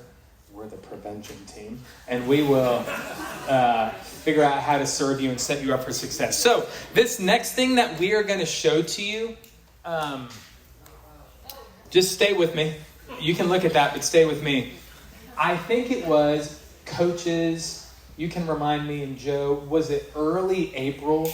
We started meeting in the Dollar Dinner area after youth group, and we started thinking through ways that we can become stronger as a leadership team in terms of communication, Ben, in terms of care, and in terms of executing ministry. And so we started thinking, hey, what do we need to do to start replicating what Joe has been for seniors into every grade? Now, let me be really clear. Over the years, I have used the term a Joe LaPena, or I'm not calling you to be like that man because no one is wired like Joe. No one's wired like me. As Doug was saying, we're the body. Hope, you be Hope Tennant. I need Hope on my team. I don't need two Joes. Joe's got that. He's got that covered really well. Good job, Joe. But when I say I need a Joe LaPena in this grade, I'm not saying be like Joe. I'm saying I need the structure of what Joe has put into senior year into this grade. And you do it in the way God has made you and formed you. Does that make sense? So if I say a Joe LaPena, it's not to just make him feel like he's so awesome and make you feel like you're not. It's not that. It's just he has built something so beautiful organically into senior year that we started having conversations in April or March with all the life group coaches about what would it look like if we put something above team lead. Now let me be really clear. The yellow pieces, we are calling those frontline leaders. Frontline leaders are so important that we decided, no, go back. Thank you. I love how you're just so on top of it. Frontline leaders are so important. We want to give each frontline leader a team lead, which has been reconstructed a little bit. And then on top of that, a team lead, a coach mentor / Joe LaPena on top. Okay? Here's what I don't want to happen as we fight for unity in our liquid death, is this. Green is more important than yellow. And if you're really a rock star, then you can be a blue. That is not what I am painting a picture of at all. Yellow is the most important part of our no-show grow that we decided to invent the green, and then we decided to give more stability in the blue. Does that make sense? Even when we were birthing this, I talked with George, and I don't know if you remember this, George, while you were driving, and you were like, man, I really want to be a yellow piece. Even as you were figuring out the job descriptions, the structure, if you are a yellow piece, you are not on the bottom tier trying to work your way up to blue. Based off the giftings that I know all of us to have, that I think will determine where you want to be in our kind of org chart. Does that make sense? Without yellow, we're done for as a ministry, at least how we structure things now. And even as we were putting together the job descriptions, I was like, I'd rather just be yellow is where it's at. Green and blue just have kind of additional stuff, but their bandwidth is going to some other things. I love teenagers. I want to be on the front line. Put me on the front line with teenagers. Y'all can figure out freshman impact. He's doing senior impact. I don't want to. Planning events, we have to do it, but I'm like, I'd rather just hang out with teens. Like, I wish we could do more of that. So, have I been really clear? Like, as we're executing this new flow, yellow is not less than. If anything, it's so important and so crucial to what we do. We're trying to bolster that as a whole. So, if you look at it, obviously, I'm in pink. That's just, and if this was a middle school structure, it would be blue up top. Yeah, there it is. Perfect. Thank you, Tristan. Thank you, Tristan. Like, that's kind of what it would look like for middle school. Now, I'm presenting all of this to you, not having seats figured out on the bus yet. I am presenting this to you with kind of the different job descriptions of what we're looking for, and I want to ask the Holy Spirit where it is you feel like you should be on there. You know you're on the team, you're in the pod. Liquid Death. We're trying to figure out where in the pod your role is. When we go to SOU every year, they have a beautiful presentation of the pod and how each dolphin has a different role. And they put the strongest one in the back to keep them safe. They put the other strong, you know what I'm saying? They keep the weaker ones in the middle to keep them safe. Like, we're going to have more of a, Tim, what do you need from me? And does the team lead do that? Or do I do that? Or what are we doing here? I know no show grow, but what does that really look like with boots on the ground? Does that make sense? Okay, so Tristan, let's start with the job description breakdown. Can we start with the life group mentor coach thing first? Okay, so these are going to be what I would call the Joe LaPena, the one that is going to be, these things. Number one, learn and understand the need of that grade year. The blue piece on top is going to stay in that grade, and they're not moving. They're not traveling in the no-show grow world. And I think what's really helpful about the learn and understand the need, hopefully that'll serve you guys as frontline leaders. When you go from 8th grade into 9th grade, do you realize how different their worlds are now? And now you've got the expert who eats, sleeps, and breathes 9th grade to kind of be your stability going, hey guys, this worked in 8th grade, but because I'm kind of the dude over 9th grade, this is how life group kind of needs to look now in order to help reach teenagers for Christ. That mentor/coach needs to facilitate, manage a program, and schedule for that year. So that person is going to help you guys on the stuff that can happen outside of youth group. Normally with the stuff that happens outside of youth group, I've kind of just done this with every group.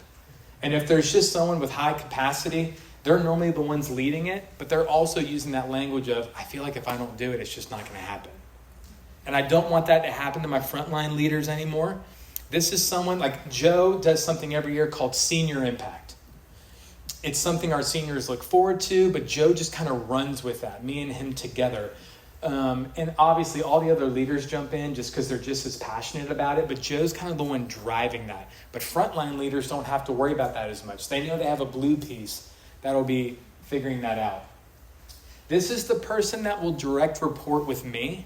The blue pieces are the ones that are going to kind of be my pod, so to say, as far as like really pouring into, so that the blue goes in the green, green goes in the yellow, kind of the tier.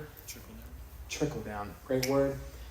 I would love for this person to develop leadership, to come alongside the team leads, to develop those frontline leaders. Mentor/coach will communicate with the parents about the high-level grade-related events. Okay? Hey parents, mark your calendar. Senior Impact, it's coming. It's $4. Wear orange. brush your teeth. Like, tell them whatever they need to know to where they feel like it's not all me, my phone getting blown up, and I'm like, yeah, I don't really know what Joe's doing. You're going to need to talk to Joe. Like, so many times, the parent doesn't even know who to go to sometimes. Now, obviously, they know they need to go to us because we're paid to be here. But then sometimes I'm having to deflect them from the person who's actually doing it. Does that make sense? So hopefully that'll get worked out there. Supports team lead, that green piece, with high-level drama with students or leaders. And then we flirted with this idea. Help with Wednesday morning Bible study. I think that'd be really, really great too. So that's going to kind of be the person who stays in that grade. So if you're here and you're like, man, listen, Tim, I love your no-show grow.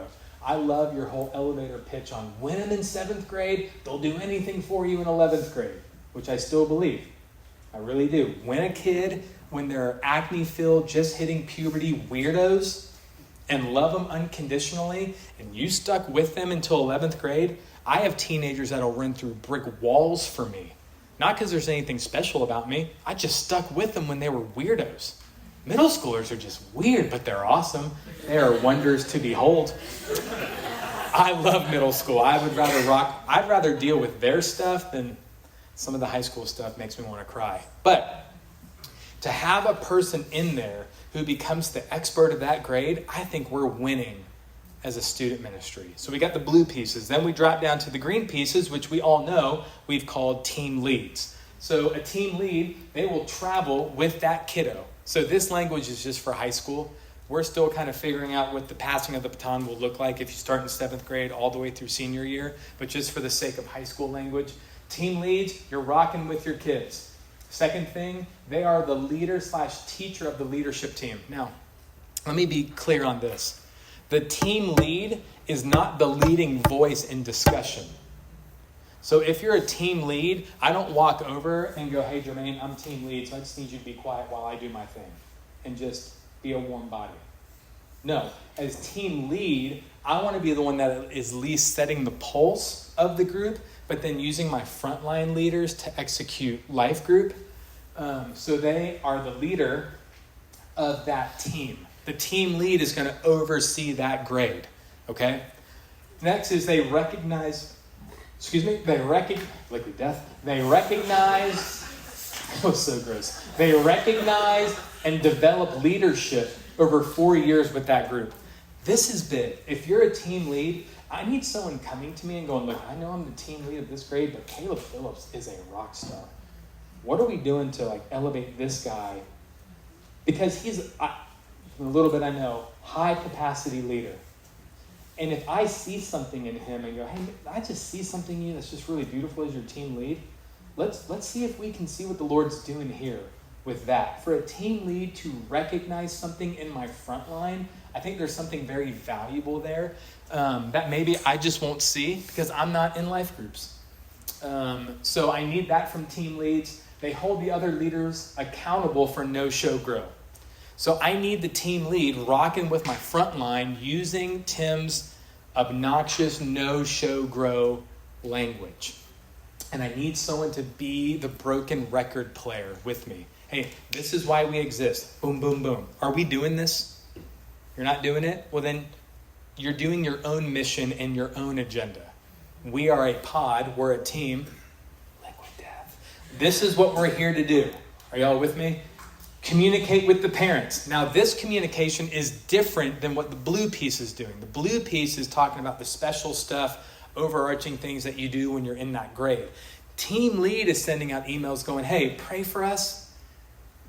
Your kids are just turds. They're not listening. Whatever you want to say. Just give the parents something. Let them know you exist. Go back on their radar. Team lead needs to be sending out emails all the time. Joe does this really great with his Wednesday morning Bible study. George, you too. Just send them something. Hey, I want to encourage you guys. Man, the discussion last week was amazing. God's working in this group, right? Let us know if there's anything we can do for you. Love, team lead. Y'all with me? Just something to the parents. And then lastly, deals with first level drama with frontline leaders. So I just need team lead to come to blue piece and go, hey, this is kind of difficult for me.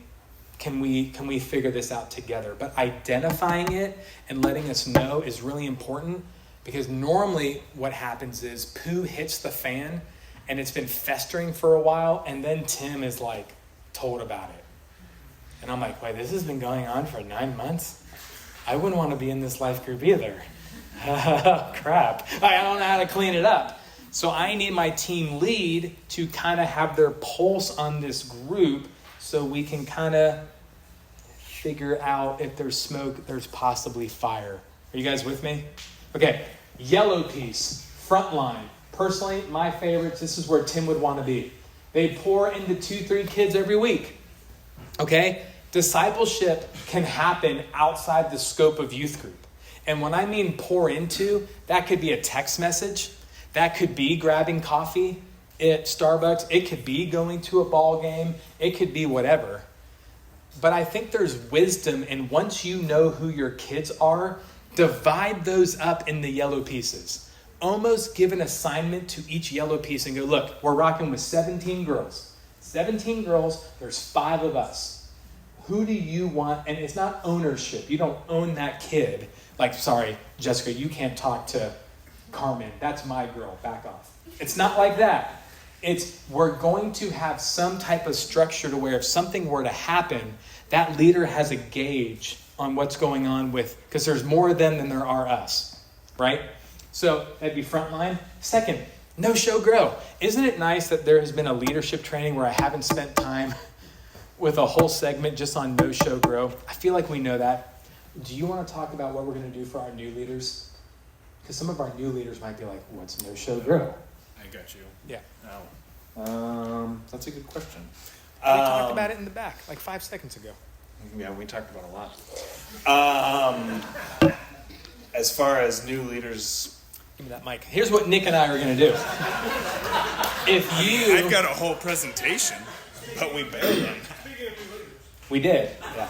Well, no. What Nick and I are going to do, if you're brand new and you're going, no, I would love for you to have a no show grow segment with me. We are going to get with you if you are brand new into this ministry.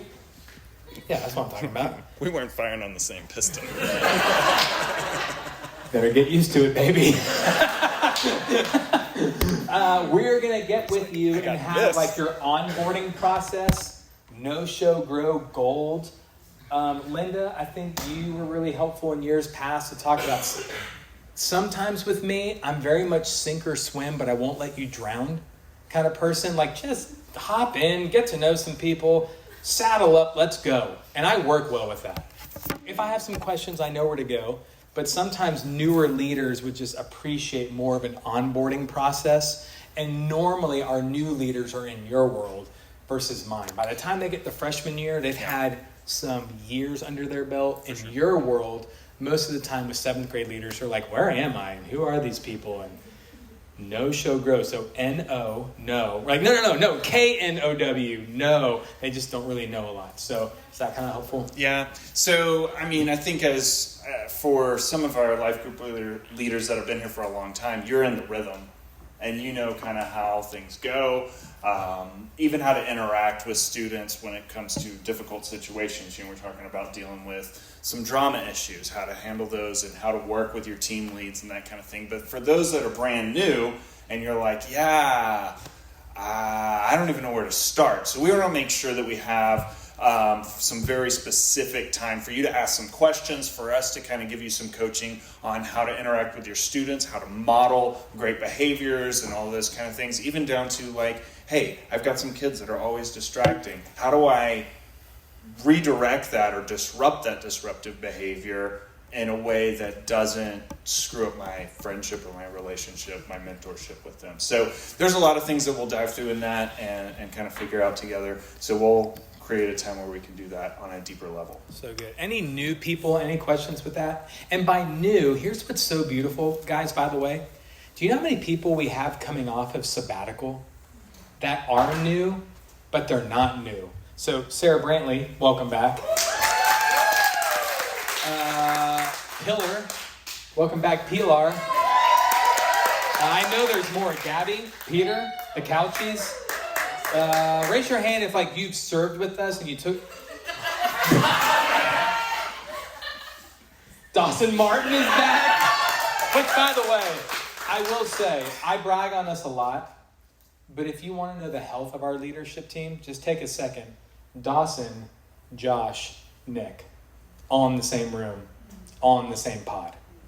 That's pretty beautiful to me. You find me other youth groups that can balance that, and I'll fight them. We'll win. You know, like that's pretty great. Liquid Death! Yes! Old man beverages. But we feel like we have something fun, but we don't, and you feel like you're a part of the party. It's true. You want to talk? What concert did you go to recently? Blink-182. Blink-182? How many concerts have you been to in the last month that the medium age was 40 plus? Oh, the worst one was 5 Iron Frenzy. Yes, it was. There was a bunch of... You know it's bad when they sell onesies at the merch booth. And you're like, where was that when my kid was born? Yeah, Blink-182. I had a few parents email me about that. Probably wasn't wise to post that on my socials. Actually, I didn't. Rachel did. Oh. And so kids saw that I was at Blink, and I was like, yeah, might be on that one, but Liquid Death. You got to go. When Blink's here, you got to see Travis Barker. He's the man. Okay, let's keep going. They call when kids don't show up. This is huge. Frontline leaders, we are going to let you know, hey, this kid that's in your 2 or 3, they've just been gone for whatever reason. Can you be the frontline leader showing up? They have one-on-one time with students. Be intentional. Now, we all know what we mean by one-on-one, okay? Not in the maintenance closet, like the correct one-on-one. Be real specific there.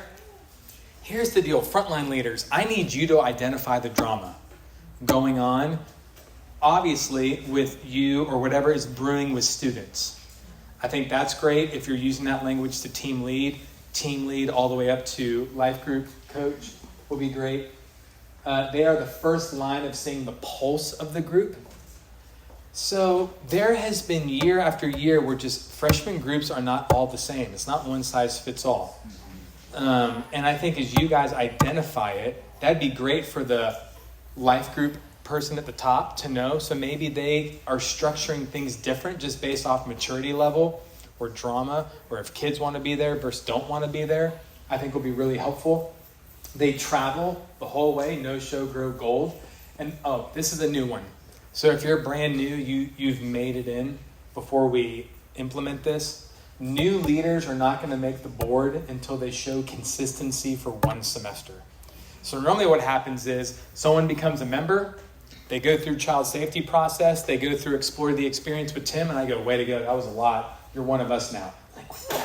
And then I throw their picture up on the board, but then we actually get into ministry, and I'm like, oh no, this was a mistake. And I got to figure that out. So we're going to have more of an onboarding process before the face goes on the board kind of thing. And I think there's just wisdom there. And also with them, with us.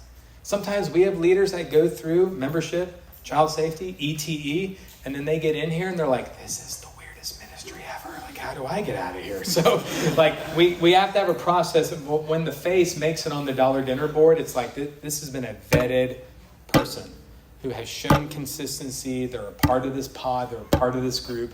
Let's rock with that. So let me press pause. Tristan, send up the whole chart thing.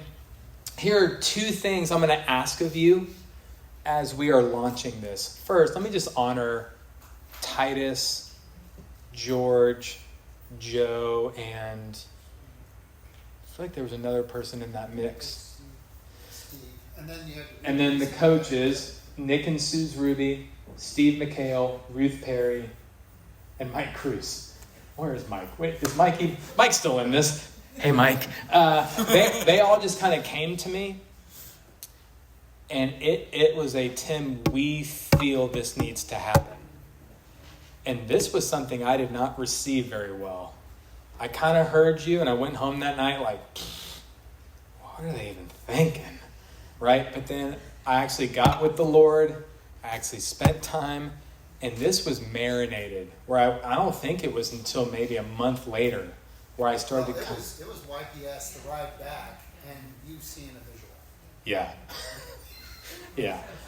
Once they put it into colors and like a coloring book, it started making sense. Look, this is Freddy the Frog. He's a frontline leader. And this is Barry the Bear. And I was like, this is making sense. So a lot of this started growing on me. I do want to say, it was YPS that finally pulled the thought completely together. It was a seminar that few of us went to, that when we sat in, it was like, this is the answer on how we do this. And there was a session, like just a plug for YPS. Man, such value came out of that, and then it was the drive home. Yeah, it was really helpful. So 2 things. Our goal is to launch this January of 2025. And I would also ask you, just pray about where you want to be. And then let's have a conversation. And what I didn't want to do was assign seats to all of this and to have anyone in here be like, why wasn't I considered for that? Or why wasn't this? Like, I didn't want any of that. I'm just doing this with open hands. And I think based off of those that have been here enough time and we have relational equity, let's talk. And you might say, look, I feel like with my wiring, green is for me, Tim. I'm a green piece. When you're figuring this out, if it's not green, fine. I'm good being a frontline leader, but I just want to have the conversations. What has been hard, What has been hard is I've gone to some people to consider blue. Paul Hobbs would be a great example. I thought Paul Hobbs, hey Paul, Paul would be a great pillar in like 9th grade. The guy, anyone that's done ministry with Paul, he just would just be so good there. But I went to Paul. I was like, hey, would you pray and consider this? And he went, does that mean I don't get to travel with my kids? And I went, yeah. And he goes, count me out. And I went, I thought you were like a sure fit for this, And I was like, okay. But I love that you want to be a frontline leader. You know what I'm saying? He wanted to go with his kids. He's like, but listen, once I graduate my kids out, if whatever the Lord's doing, I'll have a conversation about blue or, whatever. But I think the Lord just showed me this is going to take some time. We don't want to rush this at all. If I don't hit the goal of January 2025, that's okay. Because point number 3 from Doug, we're going to be Gumby. like Gumby. Anything you want to add? Yeah. So I think that is probably the most challenging part. Is one thing that was very encouraging for Mary Beth when we were coming here is knowing that the structure of traveling with your students is already in place, because that's something that's been very impactful to us and very foundational in our ministry together. And so we understand that is an incredible part of our student ministry. And so I think as we look at the structure as coaches, that's probably the crappiest part. You don't have that ongoing relationship 5, 6 years or however many it is from 7th to 12th grade. However, you as a frontline leader do know, hey, this is how our group's working, and you get to work one-on-one or hand-in-hand with your mentor as you come into 9th grade or 10th grade and say, hey, listen, I hear what you're saying. Here, let me give you some insight to our group specifically. So these are extremely important on both ends. And so I think the question you really need to be praying and asking yourself is man, I would love traveling with my students, but has God gifted you in such a way that you could be a great coach or a great mentor, or vice versa? Where does your skill set fit the best? As you're looking at these job descriptions, as you're looking at how we're laying this out, each piece is helping the other two, okay? And so there's not one that's top dog or most important because I'm spending more time with students or I'm, giving more mentor and leadership here. All 3 pieces are helping the other two in a great and powerful way. And so just be praying about where your skill set lies, where your passions are, and recognizing and being self-aware about your communication skills and how you lead and direct, how that's going to connect best. And then we can look at this in the coming months and say, man, maybe Paul Hobbs has had, a change of heart or thought in mind and say, I'm going to miss my students, but I do feel God calling me to this role or wherever it may be. So just be thinking about that, and may that be your prayer as we start to grow in this role. I'm going to share one more thing. Yeah, go ahead. On the coach thing, one of the things I wanted to just share about the coach thing, imagine having two people, man and woman, in charge of ninth grade, and they're over the next couple of years, coming up with a game plan that works for just freshmen. Like, it took me years to come up with what we've been doing for senior year, Senior Impact. Imagine Senior Impact is getting in front of professionals and other people within our church or even outside our church to see what life is like. Imagine Junior Impact, just a quick little vision, being about what college to go to. And talking to college students that are in our college life group and getting in front of them and hearing what they have to say. I have no idea what sophomore year looks like. I have no idea what freshman year looks like. But is God calling you to that grade to now come up with a game plan that helps those freshmen transition from being the top dog to the bottom of the rung? And now they're going through monster changes because their friends are changing drastically. And even their spiritual challenges are coming even greater. So what does that person, how can we help them transition in that freshman year? Good. So, any questions? Yeah, yes, ma'am. Are we going to get just digitally copies of the descriptions so we can... Sure. Yeah. Admin Gabby, will you send those out? Beautiful. Yeah, Jack. For the coach mentor, like on a week-to-week practical level, what's the engagement like in life group time? Like are they? Yeah, like are they in life group? Yeah. Yeah, they'll be in life group. Yeah. They make a really good substitute for leaders who are out. So if you divide and conquer, they can step in where somebody's out. Sure. Mm-hmm. Yeah, it'll definitely be a bolster. Like when you go from this grade to this grade, you've got that male female in there that'll come alongside your group and hopefully make it stronger. I think to kind of counter that too, is what we don't want is for a mentor to pop in like once a semester or like a one-off here and there, and then it's like, who are you?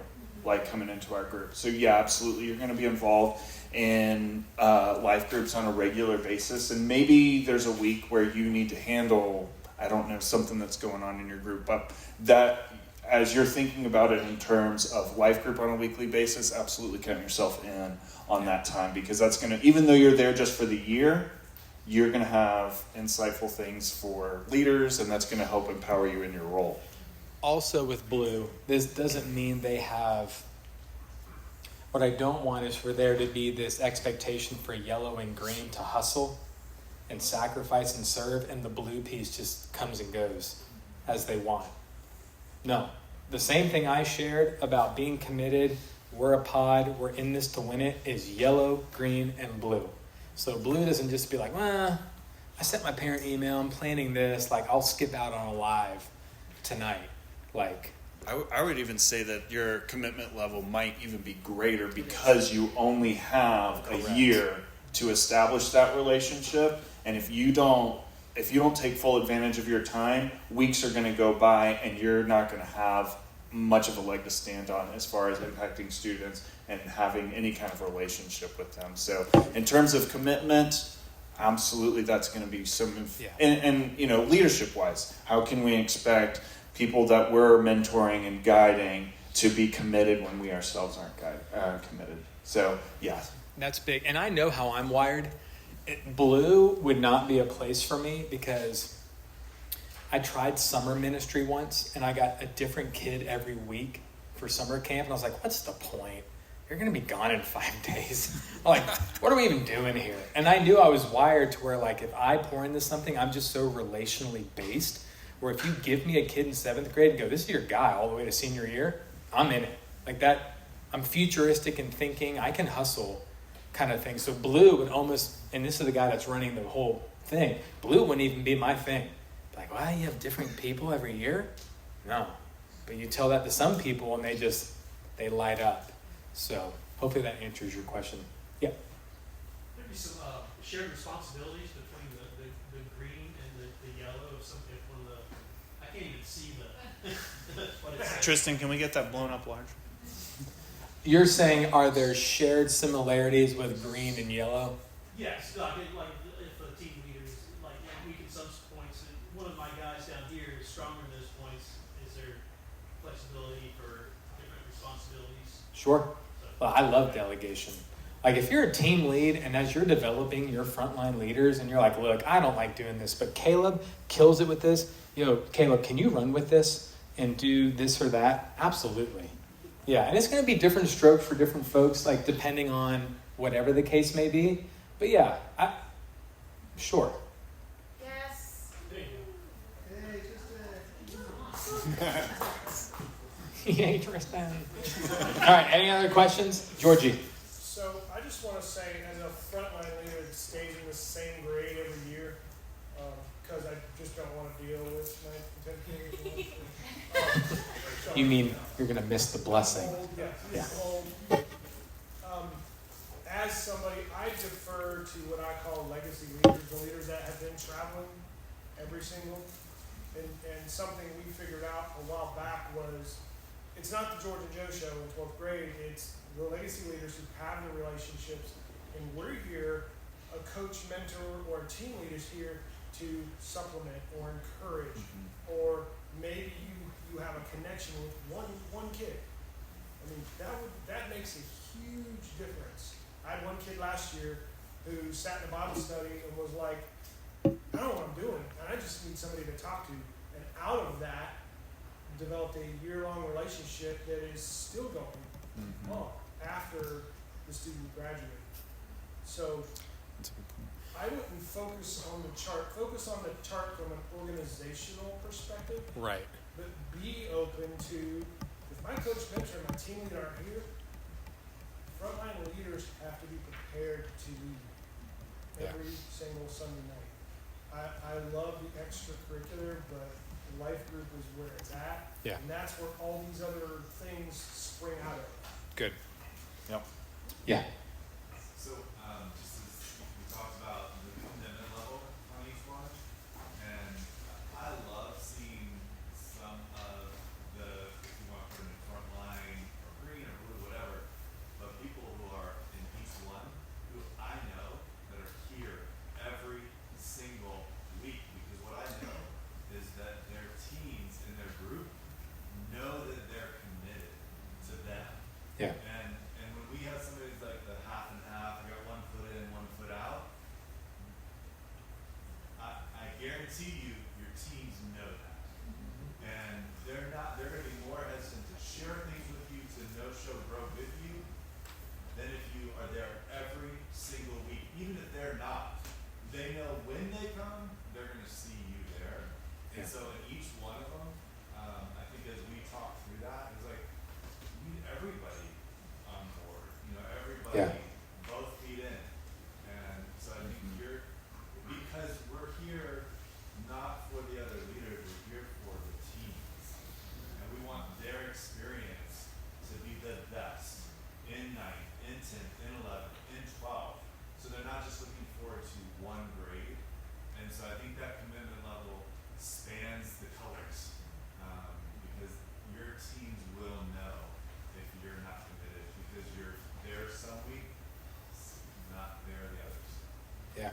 No, I love that. That's a more articulate, more mature way of saying their BS radars, they really work. And that was just a much more mature way of, saying Let me it. add one more thing. Mhm. Just for you guys, like, let's just say you're coming, you're a frontline leader or whatever, and you just don't feel like you're participating. What am I bringing to the table? Right. Is that a conversation you should have, maybe with the team lead or the coach? Right? Or should you just go ahead and step out because you don't think you're needed? Which we have 2 or 3 times a year happen. That happens. I'm going to challenge each and every one of you. Your mindset should be Sunday nights are here. Period. That's what I'm going to do. What are you going to do otherwise? Watch football or something else? I know we throw that caveat, life happens, and life has certainly happened in my world. I understand that big time, and those are the special cases that we definitely could be understanding. we get that. Those are things that happen. But it just should be Sunday nights. I'm here. I'm gonna live into these teams and love on them and everything. So, but if you don't feel like you're getting the participation, because it has been something I was challenged with many years ago, it's not me leading every Sunday night as we see the coach kind of thing. I'm going to be letting these guys who've been legacy leaders, who've been with these teams all the time, they're leading Sunday nights. Wednesday morning is my deal. I love Wednesday morning Bible study. And I do challenge you guys to even try to see if you can squeeze in, and again, I know jobs, all that stuff. But we try to end at 7:30 so you can be to work at 8. And we end at 7:30 sharp too. It's not no joke. We cut it off right at 7:30 sharp. So another thing, if you want to connect with your teams, Wednesday morning is the deal, and I can only promote that as much as I can. It is so big. It's monsters. You see these kids unpacking some seriously heavy stuff, big topics and all that, and you get to be there and listen to their hearts, and then be sensitive to the Holy Spirit and you hear a response in which you go home, and then you can have a conversation on that. I think it's good. We come from a church that has a very similar size in student numbers, but we were lucky to have 1 to 2 leaders in a group. And so I think this has been such an awesome thing to see so many leaders here, but I think we have a blessing and a curse here that you have the support and the backing that if stuff happens, stuff comes up, then you have a team behind you to support you, to be there for you. And if you're not there, you've got people to pick up the slack. But the temptation then is also there to be like, man, we were up super late on Saturday. I think I'm just going to take a nap, or whatever it is. And so I think realizing and recognizing and looking at this structure and knowing how important you specifically are in each group, that let that be your continuing motivation of like, yeah, I've got 5 or 6 people on my team, but I am needed to be there, and it's really important that I'm there. Yeah. Steve, I'm going to come to you in a second. I do think what he just said is so beautiful with that outside perspective coming in. We have such a strong leadership team just numerically that sometimes people can exploit that and not even mean to exploit that. It's like, well, there's so many of them. Do they even know if I don't show up? Kind of thing. I think it was a few months ago where I asked a life group leader how life group went. And they said, well, we only had 5 students show up. There was 5 of us and 5 of them. And they almost said that to me negatively. And I went, hold on, time out. So each kid got one-on-one with an adult who loves Christ?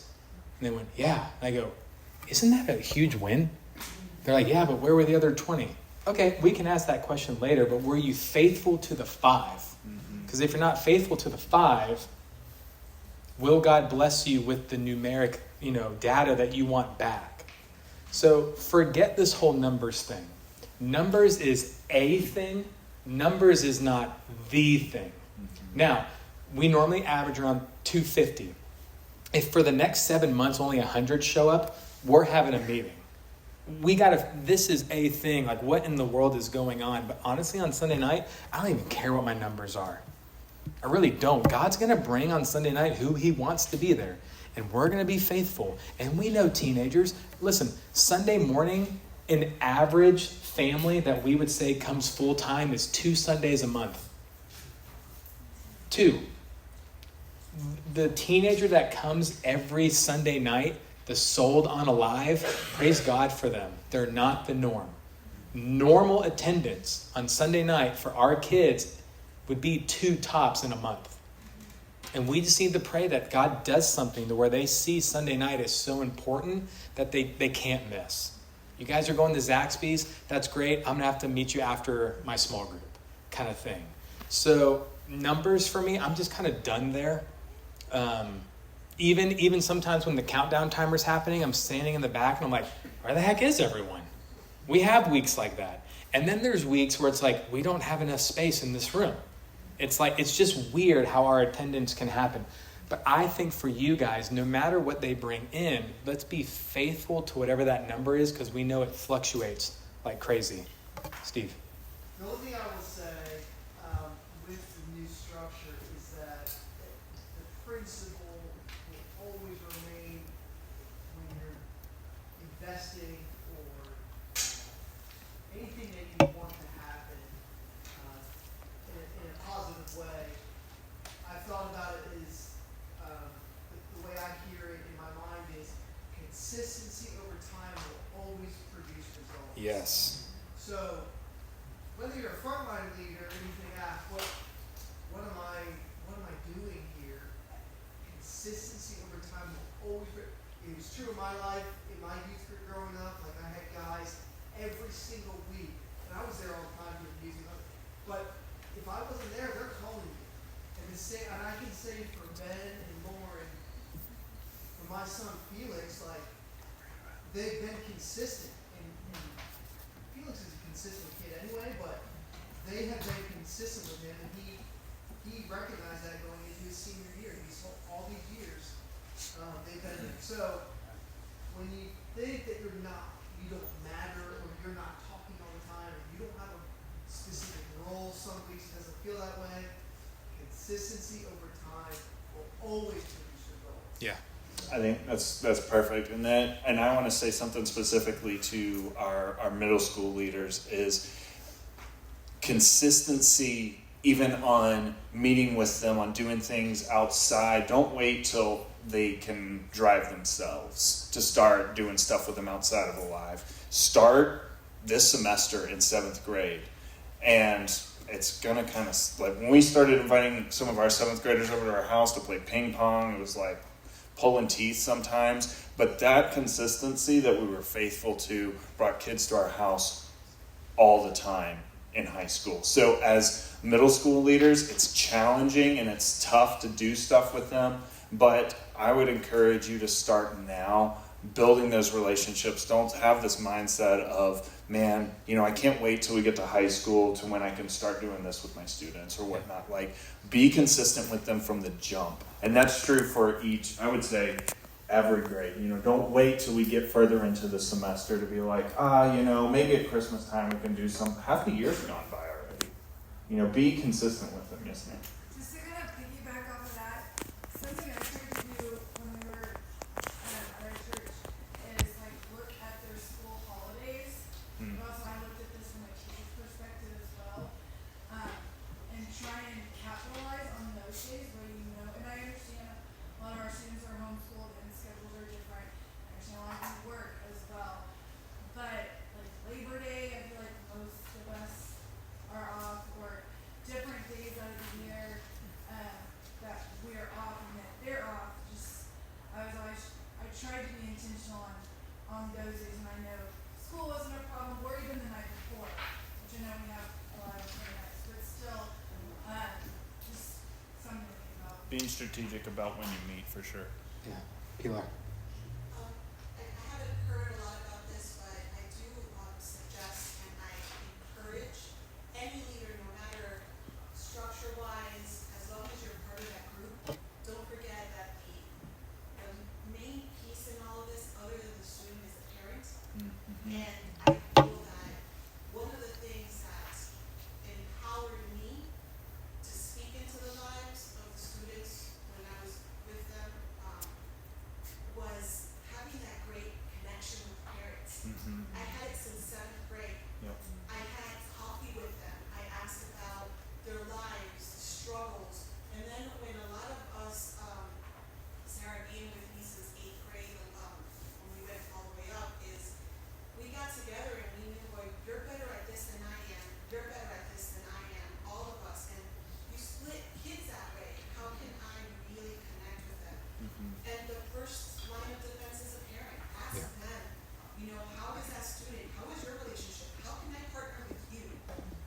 It doesn't matter if you're a newbie or if you've been around forever. Ask them. They know their child better than the child knows themselves. Yeah. And I think too, just so you guys know my language with parents, if that can be an added layer to you as a life group leader, great. if you're wondering what I tell parents, is I normally just tell them the life group leader is here for your student. You are here for the life group leader.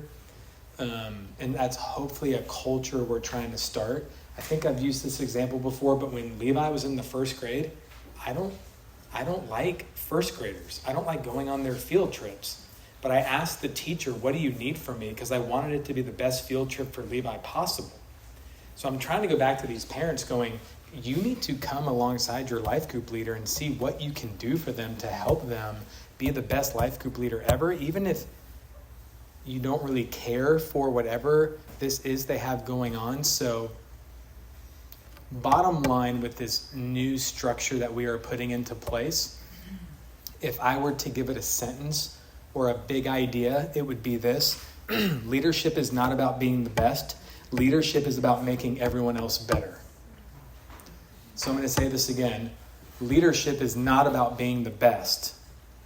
Leadership is about making everyone else around you better.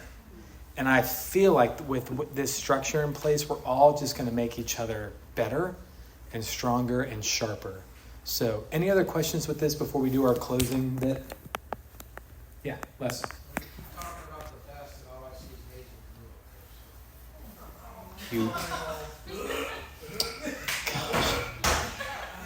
Ruthie, you're married to him. I mean, you can... Yes, Les, go Michigan. Go Wolverines. Go blue. Yeah. All right, anything else? Okay, so this is what we're going to do in closing. I would love for us to watch this video together, and then I would love to give you guys a few minutes at your table to talk about what we have talked about the last 2 hours and what the video has talked about. Another big thing that we are going to work on as a leadership team is the art of asking good questions. Okay, so let me reiterate this going into life group. Your job is to ask questions and not talk. Okay, let me give you an example before we show Sean McDowell, which our youth group has a really good relationship with. Kareen and Sean talk. They text. That's how, he knows the gauge of our student ministry. He's a part of Student Leadership University that we take our kids to. This is someone in the trenches that we even talk with. So I'm not just putting a stranger up on the screen. This is someone who we love and appreciate. I have a video on my dash cam of me and Levi. And I picked Levi up from his soccer practice, and I wanted to see how long I could talk to Levi with just questions. He got in the car. What's up, dude? You saw Levi running, and he's just, bless his heart. I was like, oh, okay. I was like, wait. Who's Coach Thompson?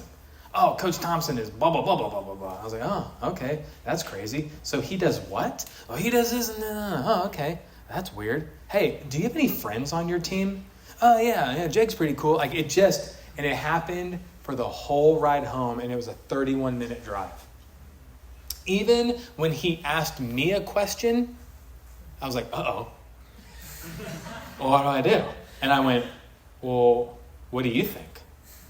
Or why are you asking that question? Well, I'm asking that question because I'm afraid of you. Me? You're afraid of what? Okay, now we're getting to you know what I'm saying?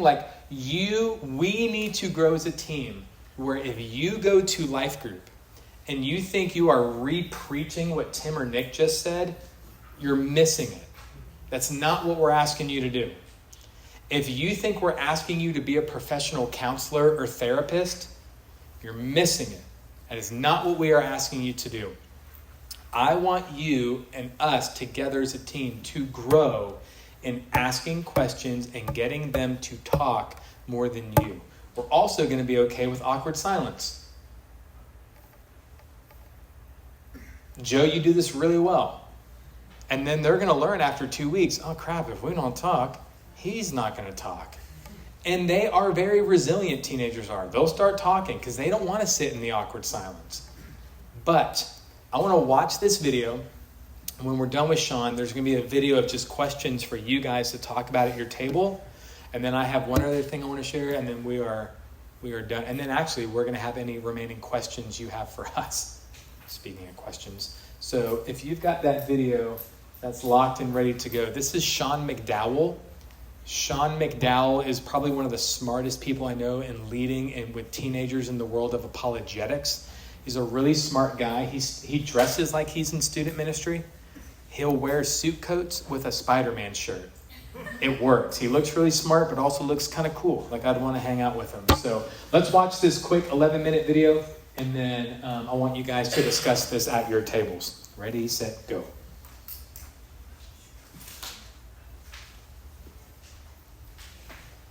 I don't think the video's over there, Tristan.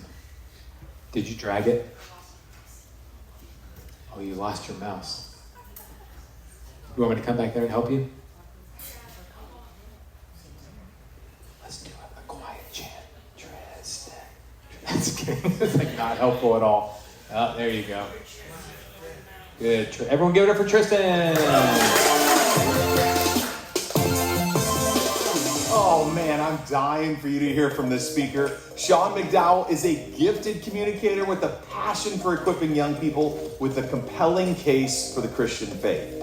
Sean is the associate professor at Talbot School of Theology. He's one of the Bible teachers of my kids. He's such a great guy. He's an author, co-author, and editor of over 20 books, which means he's really smart. Fun fact, Sean actually married his high school sweetheart, so a high school relationship that actually worked out, and they said it couldn't be done. I'm so impressed. Hey, here's the deal. Please welcome the brilliant Sean McDowell. For the past 25 years, I've been working with students in a range of different capacities. Teaching a Christian Bible school class, counseling students, speaking to students, written books for students. And one of the most important skills that the older I get, I realize it's important to develop if you want to have an influence on students is asking good questions. Let me explain. A number of years ago, I had a mom come up to me at school when I was teaching Bible full time. And she came up to me a little bit frantic and she said, "Mr. McDowell, I don't know what to do. My daughter asked me a question and I don't know the answer." Her daughter was in elementary school. I said, "Well, what did your daughter ask you?" And she said, "My daughter asked me, did God love Osama bin Laden? What do I say?" I said, "Oh, that's easy." She said, "Really?" I said, "Yeah, the response is simple when you get asked a question like that." So she leaned in and I said, "Here's what you say. What do you think?" I'm dead serious. Rather than giving an answer, ask a question. Are you curious why an elementary kid is interested in who God loves and who God doesn't love? Wouldn't you rather build a relationship and have a conversation than give a simple answer? I think one reason maybe we don't ask questions is because we feel like we've got to give kids quick answers, and we don't want to put thoughts in their minds of ideas maybe they don't know the response to. Well, look, you see, it's not questions and doubts that hijack a kid's faith. Kids don't leave because of questions and doubts. A lot of research shows that kids leave the faith because of unexpressed doubt, because of unexpressed questions. So in some ways, it's more important than being able to answer every question kids have, giving them space and permission to ask these kinds of questions and invite a conversation with them. And to communicate to kids, we're not threatened by their questions. I mean, if there's any religion that should invite questions and be okay with it, it's Christianity. Because Christianity is actually true. Jesus said to love God with your heart and with your soul and with your mind. In Isaiah, God says, "Come, let us reason together." Now, I'll be totally honest with you. This doesn't come easy to me to ask questions. I'm a communicator. This is my job to have answers. I'm a professor. I'm all over social media. I write books. So I've had to train myself to try to respond with questions. And my daughter, who's 17, gave me a gift recently with kind of a smirk on her face to illustrate this. She handed me a mug and she said, "Hey, Dad, this is for you." And I looked at it and said, "I don't need Google. My dad knows everything." And she kind of smiled like taking a little fun shot. So my point is not that this comes easy to us, but if you want to influence young people in big and in small ways, learn to ask good questions. Now, why are questions so important for influence? Well, one thing questions do. I'm actually going to give you 5 reasons why questions are so important. In fact, I'm going to call it developing the skill of being a better question asker. So I'm not going to give you just 5 questions to ask. I'm going to challenge you to think about a skill you want to develop in working with students about asking good questions.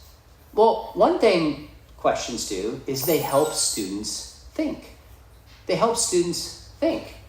Now, why is that important? It's interesting today that students have more means to connect, but they're lonelier than ever. We have more access to information and knowledge, but there's less wisdom than ever. I'm not interested in just giving facts to my students. I want to teach them how to think. And one solid way to do this is to ask questions. So I had a student come up to me some years ago. This was a college student. I think he was a freshman, maybe 18, 19 years old. And it was after I spoke, he said, "Hey, Mr. McDowell, I'm trying to figure out God's will for this issue in my life. How do I know God's will?" Now, I could have told him what the Bible says about God's will, but instead I asked him a question. I said, "Have you ever thought about getting some verses in the Bible, bringing them together and just reading them in context and seeing for yourself what the Bible says about God's will?" I said, "I'll tell you what I think, but I'd invite you to actually go take a look at this yourself. So if you really want to know the answer, why wouldn't you go look up, just do a Google search of God's will verses, find 10 verses, go read them in context, and come back to me." And he did. So instead of me giving him a simple answer, asking him a question and challenge him, he came back and we had a conversation about God's will. You know, it's interesting, Jesus taught in parables. Why? Number one, we like stories and parables. We remember them, we relate to them. But I think Jesus also told stories that weren't always clear. So people then would come back to him and say, "Jesus, what did you mean by this?" It was kind of a way of weeding out those who didn't really want to know. Sometimes asking questions is finding out, how much do you really want to know? So questions help students think. There's a second thing that I'm convinced questions help with. They help surface what I call the question beneath the question. What questions do is help surface the question beneath the question. Proverbs 20 verse 5 says, "The purposes in a man's heart are deep, and a person of wisdom draws it out." One thing I found working with students is they'll ask a question, but oftentimes that's masking a deeper question that they have. I had a student come up to me one time and was struggling. Actually, I had just given a lecture on marriage. And the student said word for word, came up to me and said, "So is like homosexuality the worst sin?" I thought, that's an interesting question. So we went outside and I said, "Hey, tell me why you asked that question. What about my talk made you think about it?" I asked questions and began to realize that this was not a theological question for him. He had never told anybody, and right there on the spot came out to me, and I was the first person he told about same-sex attraction. You see, when he asked is homosexuality the worst sin, he wasn't asking for a theological or philosophical answer. He was asking, will you still love me? Do I belong? This was a relational heart question masked by an intellectual question. So asking questions helps surface the question beneath the question. I had another student come up to me one time. I was speaking at a conference and I was doing this, I do kind of this atheist role play with students to get them to learn how to defend their faith. And the student came up afterwards and goes, "That was really interesting." He goes, "I'm here at a Christian conference, but I'm an atheist. Could we talk?" I was like, "Sure." So I went outside, sat on the porch, and started asking questions about like contradictions in the Bible, about is Hinduism older than Christianity? And I'm listening to this 19-year-old kid thinking, I just don't believe these are the core questions he really has. So I said to him, I could be totally off base, but I sense something else is going on with you. I said, what's really at the issue? By the way, this kid was 19 years old, and he said he had just left his Christian faith he grew up in. I said, what's really going on? And he goes, you're right. He said, I grew up in a conservative home. I've signed up for a university. I'm in a fraternity, and I just want to have fun for a season in my life. In other words, for this kid, he thought Christianity, the real question was, is it keeping me from all the fun? So questions help surface the question beneath the question. The third thing is God uses questions with us. The very God who made our brains asks us questions. Think about the garden. God says, who told you that you were naked? You know, in the Gospels, we have recorded Jesus asking, and Acts, 340 questions. Paul, in his letters, 262.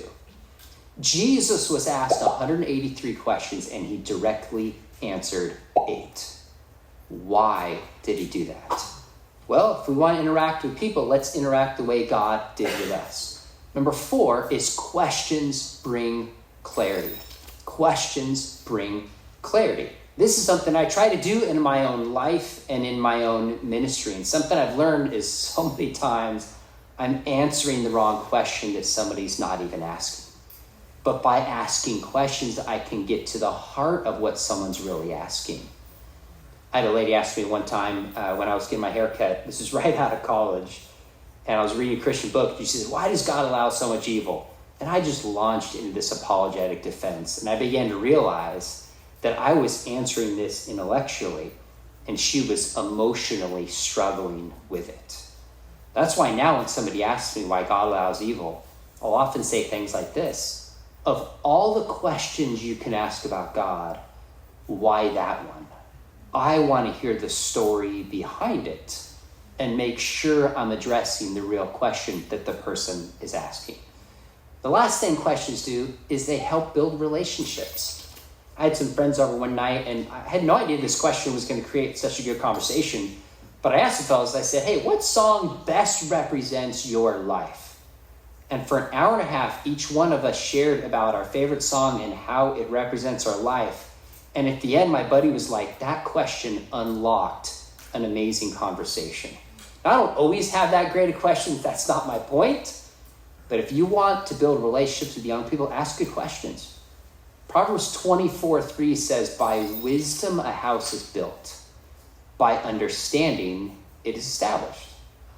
So how do you become a better question asker? And again, I want to encourage you to think about this as a skill that you develop. Number 1 is when you read the Bible. Jesus' example and the example of Paul, look at the questions they asked.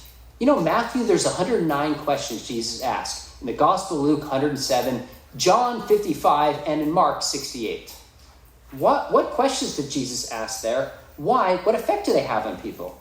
If you want to be a good question asker, follow the master. In fact, just this morning, I was reading Galatians in a Bible class, and I asked students, we read it straight through.